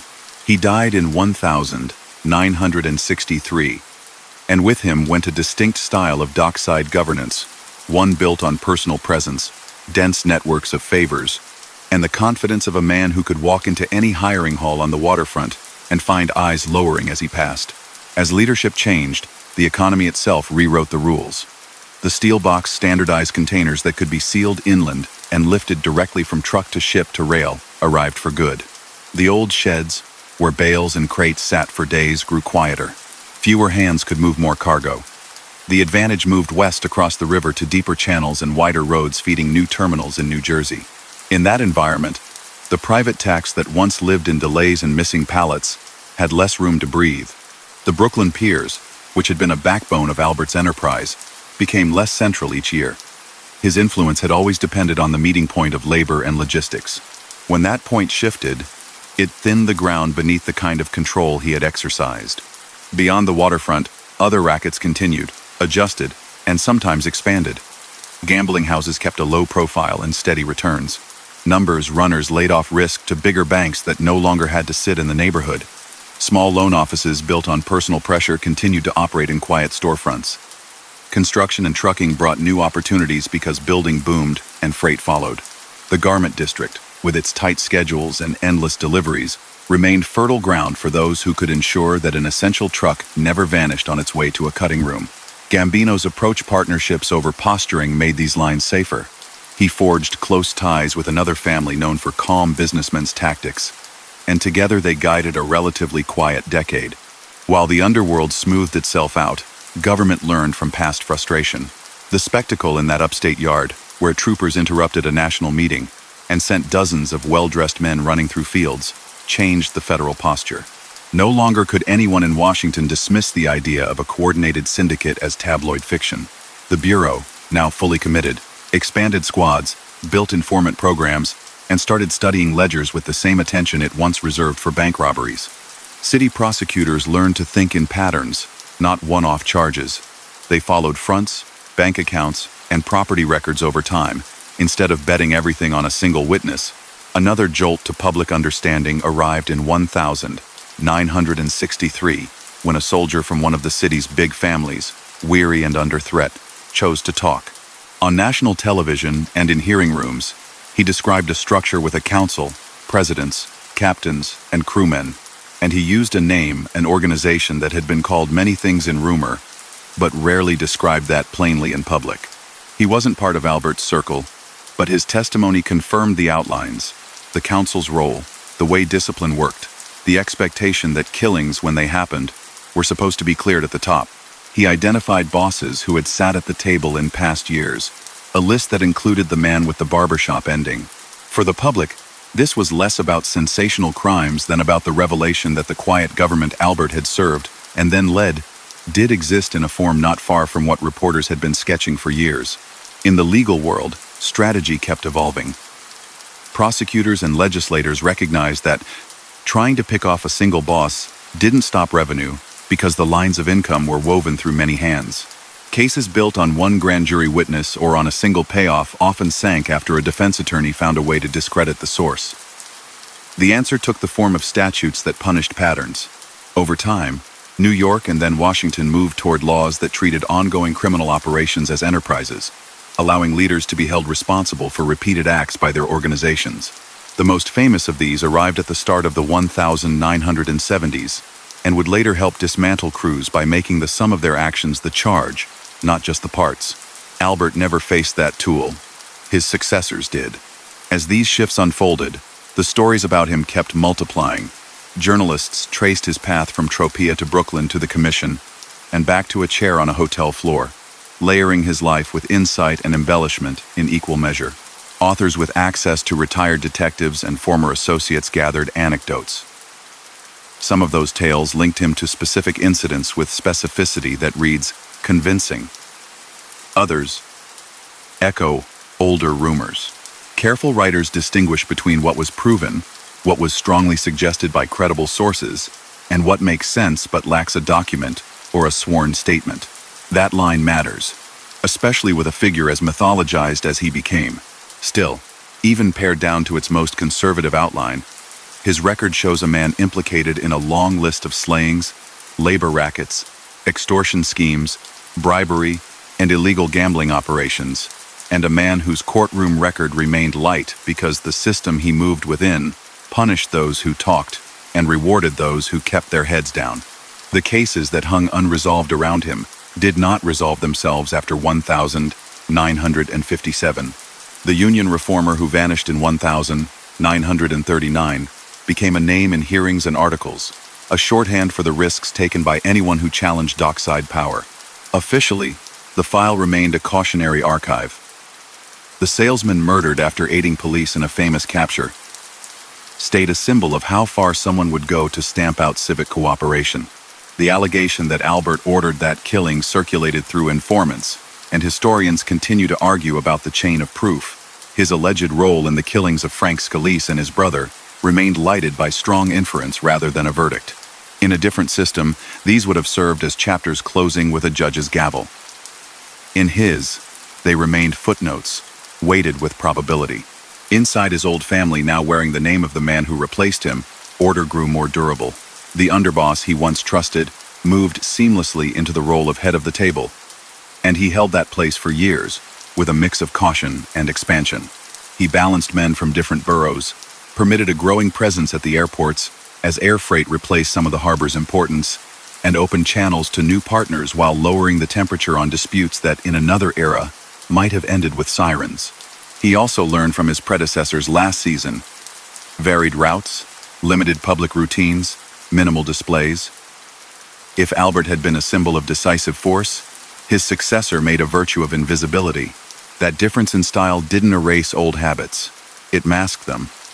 Cargo still went missing in ways that insurance adjusters recognized too well. Truck hijackings, staged and real, still appeared along highways feeding the city. Bookmakers still paid for the privilege of running their pages without fear of a sudden raid that didn't feel like chance. Clubs still understood the value of silent partners who could smooth out supply lines and local concerns. But the aim now was to keep noise low enough that newspapers talked more about politics and less about midtown lobbies and barber chairs. It worked. For a while.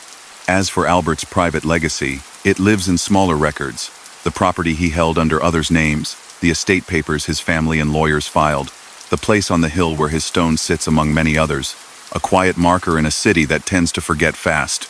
He was buried in Brooklyn, not far from the neighborhoods where he had gained his early footing. The cemetery is old and beautiful, a place where the city's noise floats up the slope as a kind of distant weather.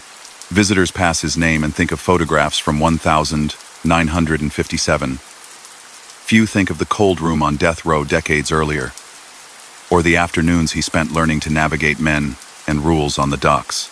The story that stayed in public memory is simpler. The rise, the chair, the fall. One piece of his life that stayed debated was the wartime chapter.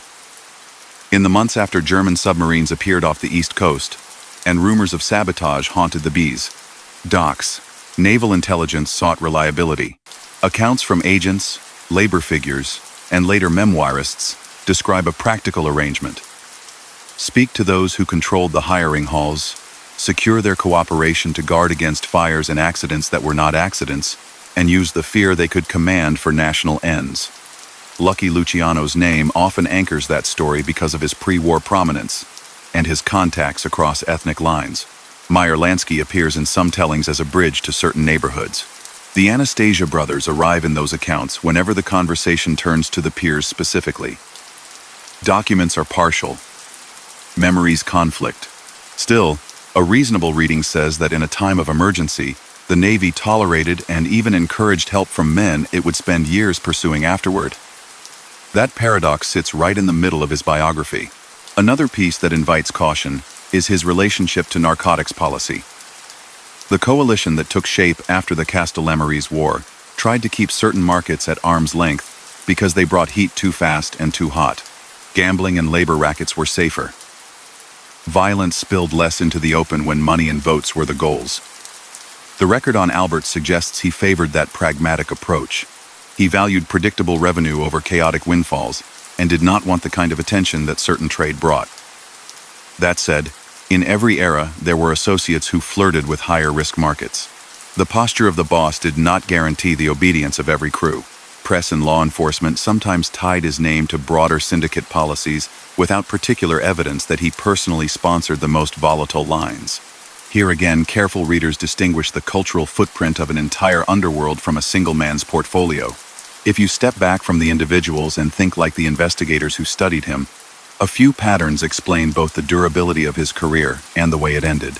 He built leverage at choke points, where labor decided whether cargo moved, where a vote determined who held a gavel, where a permit made 2 weeks of delays disappear. He mixed fear and service so that companies could tell themselves they were purchasing reliability rather than paying tribute. He built layers, front men, paper companies, lawyers who answered subpoenas with well-crafted silence. He cultivated peer relationships so that when he needed voices at the council table, he had them. And when the council found him costly, he became vulnerable to the same discipline he had once approved for others. Public culture did the rest. Films borrowed details from his end and attached them to characters with different names, polishing a neat moral into tales where ambition meets consequence. Novelists used him to test questions about loyalty and fate.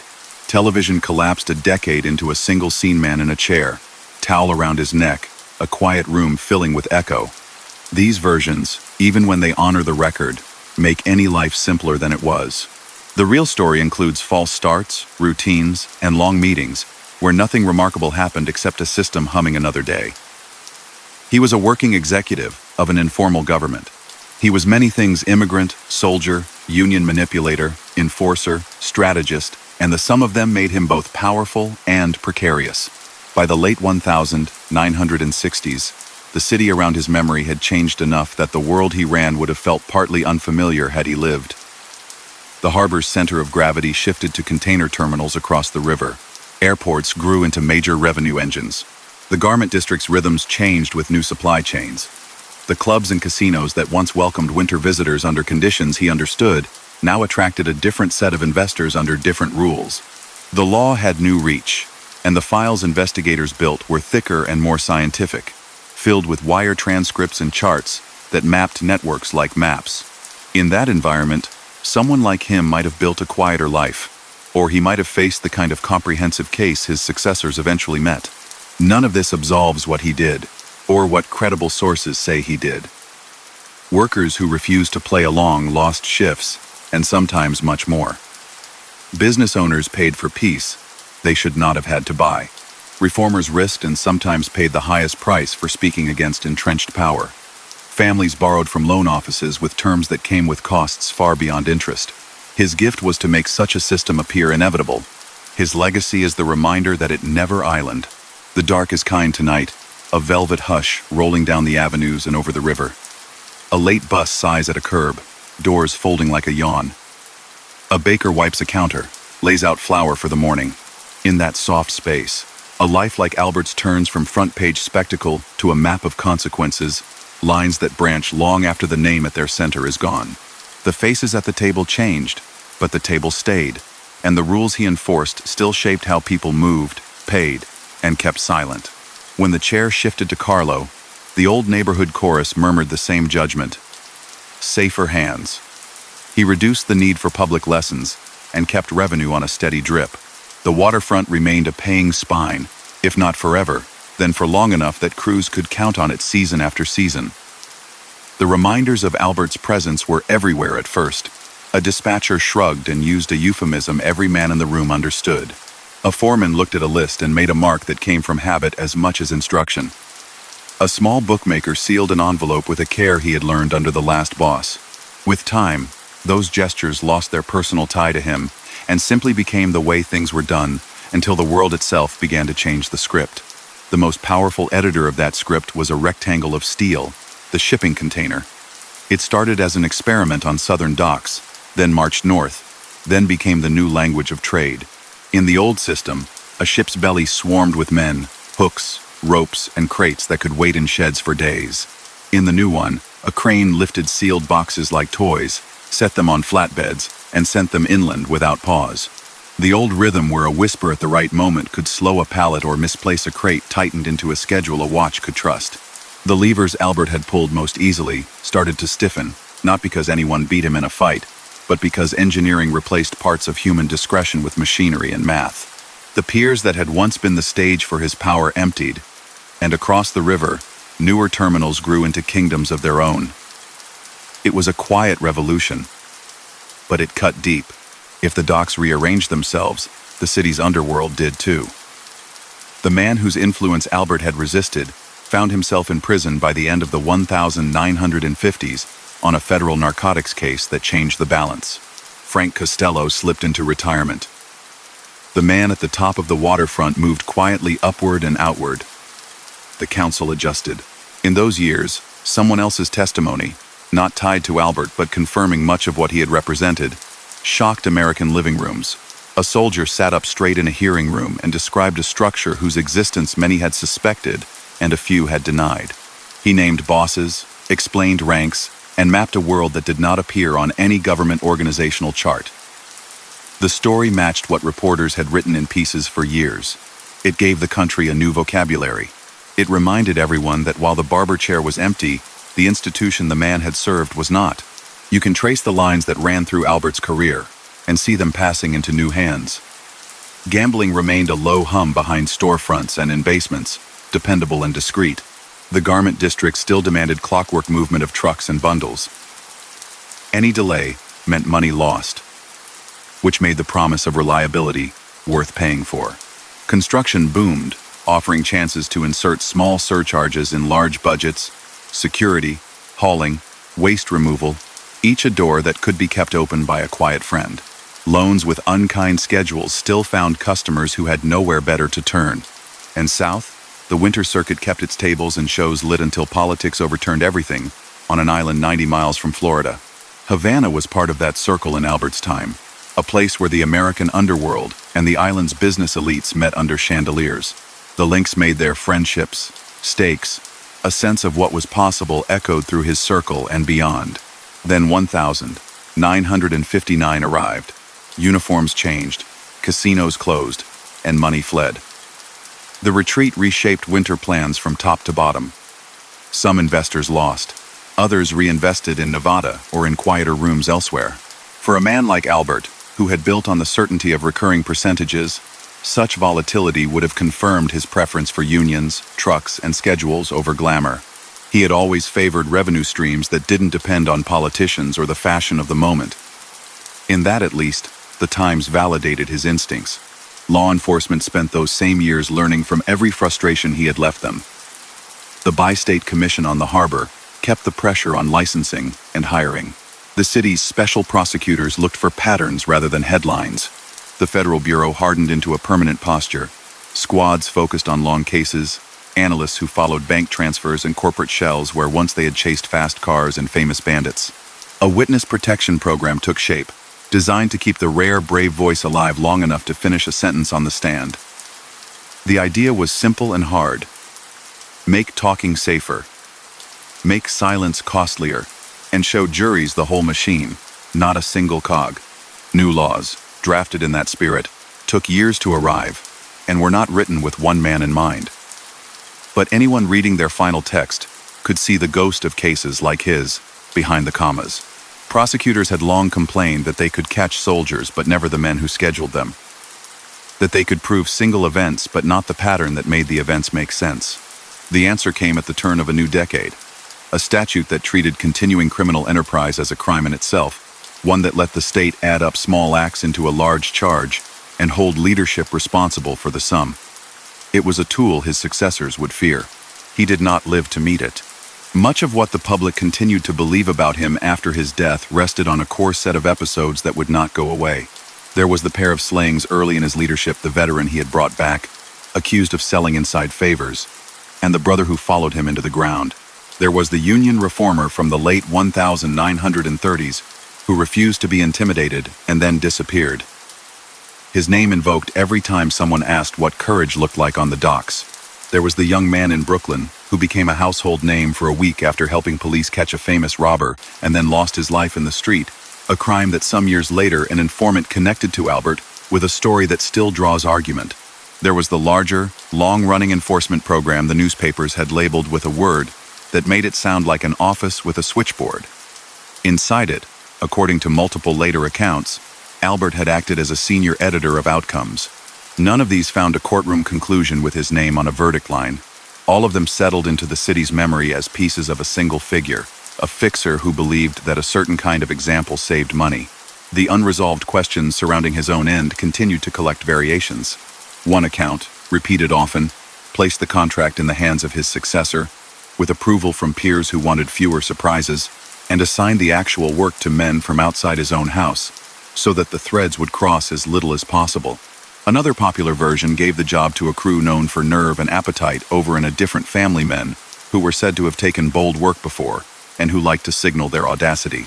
Detectives pursued both paths at different times. None of it concluded in a courtroom.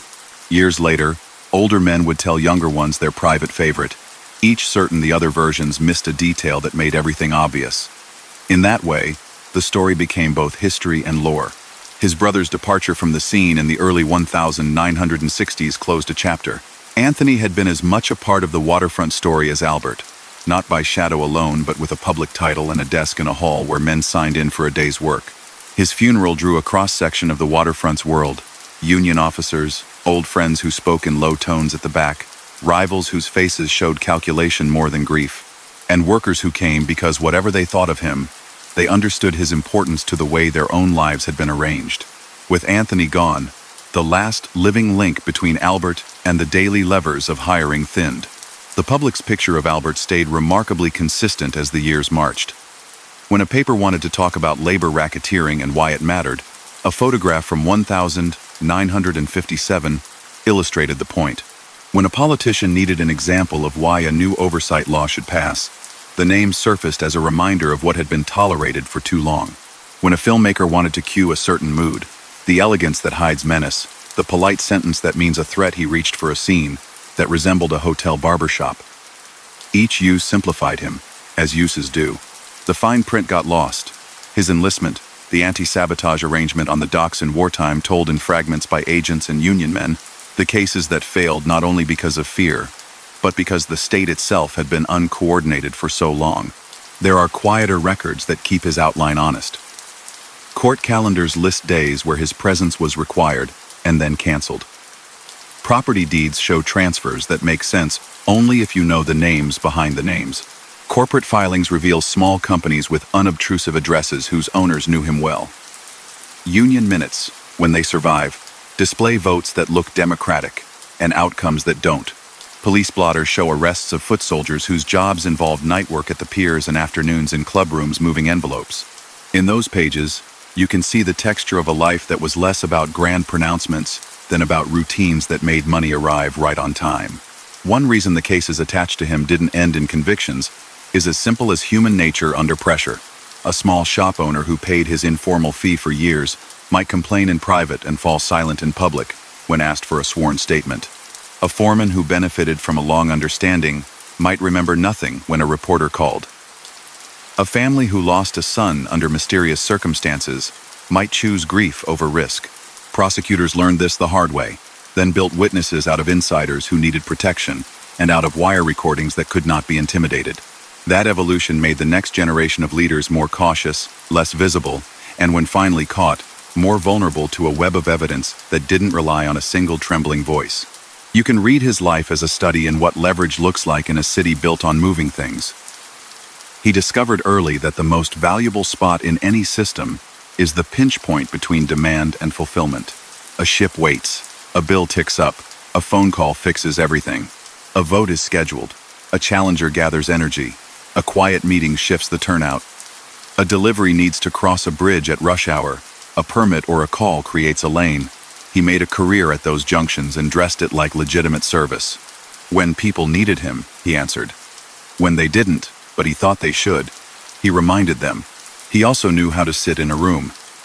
That may sound small, but in his world it wasn't.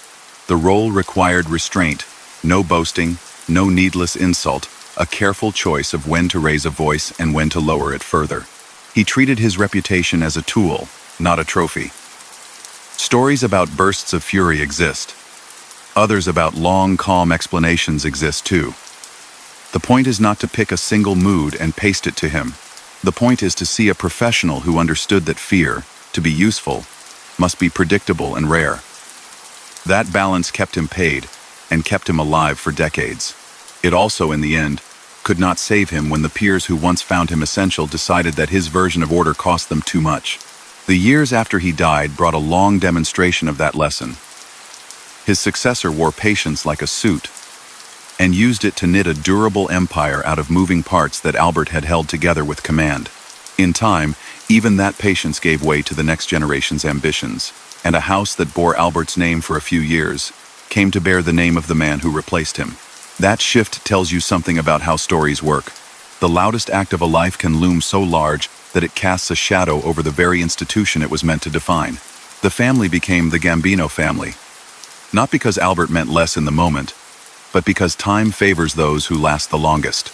Look again at the list of crimes and practices tied to him, not as a gory catalog, but as a map of how he made the city answer to him.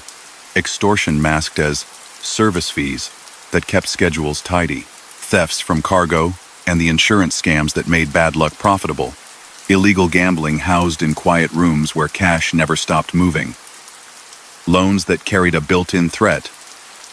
Bribes that turned office holders into allies. Assaults and killings used to keep a system disciplined, attributed to him incredible accounts, even when courts never said so. Manipulation of union processes to guarantee friendly faces near the levers that guaranteed pay. Layered over those were his roles in larger events, the Civil War that ended the old order and brought a council to power, the enforcement wing that maintained that council's peace, the wartime arrangement that appears to have traded dockside calm for tolerance. It is a thick ledger. It is also the reality of a man who used every tool he had to draw money from a city's pulse. Not everything attributed to him survives a cautious read. Some tales are shaped by enemies with reasons to exaggerate, and by narrators who mistook rumor for memory. He did not speak publicly about his own decisions, and a man who keeps his own counsel leaves room for others to write their versions. The only responsible way to tell his story is to carry both a highlighter and an eraser. Underline what multiple credible sources agree on.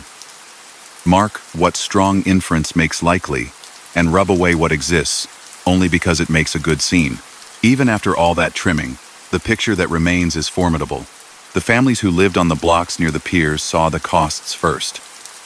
A father who spoke up found his name missing from the list for weeks. A reformer who organized openly didn't come home. A grocer who tried to route his shipments through a different carrier learned that paperwork can bruise too. The sums were small in any single episode. Together, they were attacks on life. It is easy to grow numb to that when staring at famous names and sensational endings. It is harder to ignore when you remember that every power system like his runs on thousands of small transactions where someone with less choice pays more than they should. And yet, the same communities also gain certain things through his order predictability, a sense that outcomes could be arranged, even in a paradox that people argued about then and argue about still, a reduced level of random street violence because the men who enforced rules wanted quiet. That is the gray space this story sits in. Harm and order sitting close enough to be confused for each other. He traded in that confusion. He profited by it. He also, when the people above him grew tired of his particular balance of the two, fell because of it. Time has pushed his world farther back than the headlines suggest. The last of the old wooden piers are artifacts now. The Waterfront Commission still exists, but its greatest victories are in the past. The big cranes across the river lift boxes by the thousands and deal more with customs and computers than with foremen whose word settles a bet. Prosecutors filling binders today inherit the legal tools shaped by his era. But their cases look different. Cyber schemes, international frauds, and new kinds of illicit trade. The rackets he ran are no less instructive for being older. They show in a familiar American city how informal power rises where formal institutions blink, and how it takes a mix of technology, law, and culture to push that power back. Rest a moment with the simplest image in his story. A mirror, a towel, the routine of grooming in a quiet room. The shock of that scene is its ordinary surface. Ordinary rooms carry extraordinary choices more often than dramatic stories admit. The quiet hiring office, the muted back booth at an inexpensive restaurant, the desk where a signature changes a week, the hallway outside a hearing room where a short nod says everything. He lived in those spaces. He built a career on their silence. He vanished into one. The city is almost asleep now. A low hush over blocks that once crackled with radio chatter and late calls. In that quiet, his story takes its last turn. Not with a twist, but with a steady fade. A boy from a hill town crossed an ocean, found the docks, learned where leverage lives, rose through a new order, survived cases that fell apart, enforced rules that paid, and left in a room that looked like any other. What remained were habits, lessons, and a ledger that officials, reporters, and neighbors kept revisiting because it explained so much about how New York once worked. After he was gone, the man at his right hand stepped forward and slowed everything down. The racks he had shaped kept paying. Gambling tucked behind storefronts, trucking deals that favored friendly routes, quiet stakes in businesses that touched delivery and waste, and the last strong seasons of a waterfront that still mattered. Then the era of steel boxes carried on cranes took hold. Cargo moved in sealed units. Paperwork tightened. Terminals migrated to deeper berths across the river. The piers that had made his name lessened in importance, not by decree but by design. An empire built at a pinch point met a machine that removed the pinch. The law, embarrassed by years of misses, changed pace. Appalachian pushed federal agencies to treat the subject as organized, not isolated. A later witness, unconnected to his crew but speaking of the same structure, sat upright on television and confirmed the counsel, the ranks, and the expectation that severe punishments were supposed to travel with approval from the top. Prosecutors began stitching cases that showed patterns, instead of chasing one shocking act at a time. Protection for cooperators improved. Financial tracing grew more precise. A statute arrived at the start of a new decade that let the government charge the whole enterprise when a repeating scheme could be shown. He never faced that law. Those who followed did. Names around him reached their conclusions. The rival who had pressed for a different balance of power went to prison on a narcotics case and never fully returned to form. The steady elder he had aligned with faded into retirement. His brother, who had ruled the hiring halls on the Brooklyn side for years, died in the early 60s, closing the chapter that bound family, union, and underworld so tightly on that shoreline. The watchdog on the harbor kept licenses tighter, even as the work itself drifted to new terminals where computers and cranes set the tempo. The file that trailed him still read the same way when people looked back. Accusations layered over decades. Extortion masked as service. illegal gambling, loan pressure with consequences, thefts from cargo and staged losses, bribes aimed at officials who stamped approvals, manipulation of union votes, and killings said to have been ordered or approved to protect income and authority. The cases tied most often to his name remained unresolved in court.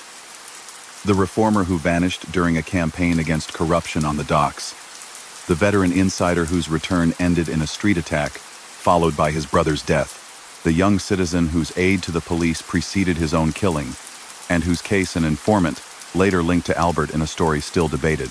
Investigators believed they knew the shape of each. Judges and juries never said so on paper. Wartime sits strangely in his biography, and it belongs here at the end because it complicates any simple label. Accounts from agents and union figures describe a practical arrangement during the war. Lean on the people who could guarantee quiet piers, prevent fires and delays, and use their influence for national security. He enlisted, served stateside, and became a citizen. None of that erases the ledger of harm that followed. It does remind you that large systems sometimes choose uncomfortable partners when the stakes are high. His end stayed officially unsolved. The version most often repeated says a successor asked peers for consent, selected outsiders to carry out the job, and timed the strike to avoid a ripple that might become a war. Another version points to a crew with a reputation for audacity acting on approval from above. Detectives chased both paths. Neither ended in court. The broad logic made sense to those inside and outside the life. Remove a leader whose methods invited heat, protect the money lines, and move on. Memory turned him into shorthand. Newspapers invoked the barbershop to argue for reform. Politicians used his name when proposing oversight. Filmmakers borrowed the silhouette, a well-dressed man who speaks softly and makes permanent decisions, and built characters that carried whispers of him. Careful histories kept the distinction straight. What was documented, what credible testimony suggested, what remained rumor. The simplest truth survived all that pruning. He treated fear like a tool and logistics like a language. And for a long time, the city answered. Walk, in your mind, past the old sheds by the river. Some are parks now. Children run where hiring lines once formed at dawn. Across the water, cranes lift containers in rhythms set by software. The world that made his power possible has thinned, but traces remain in bylaws rewritten after hard lessons, in court strategies shaped by the years when cases fell apart, in the caution of leaders who learned to avoid the kind of attention he drew. He lies in Brooklyn under trimmed grass and stone, close to streets where his routines once began. Visitors pass, remember a photograph, and keep going. They rarely see the long meetings, the precise phone calls, the careful choice of words that made him effective. They rarely see the cost paid by people with less say. That is the last note to keep. Behind every famous name in this story sit many ordinary names. The ones who felt the weight of a system that asked for envelopes, silence, and obedience. Let the room dim. Let the river's slow breath settle your own. You have walked with him from a harbor in Calabria to a chair in Midtown, across a map of unions and docks, reformers and rivals, courtrooms and headlines. You know what the record bears and what caution demands. Close your eyes now. Leave him to history, and leave the city to its quieter night. Wiser for the telling, and ready for rest.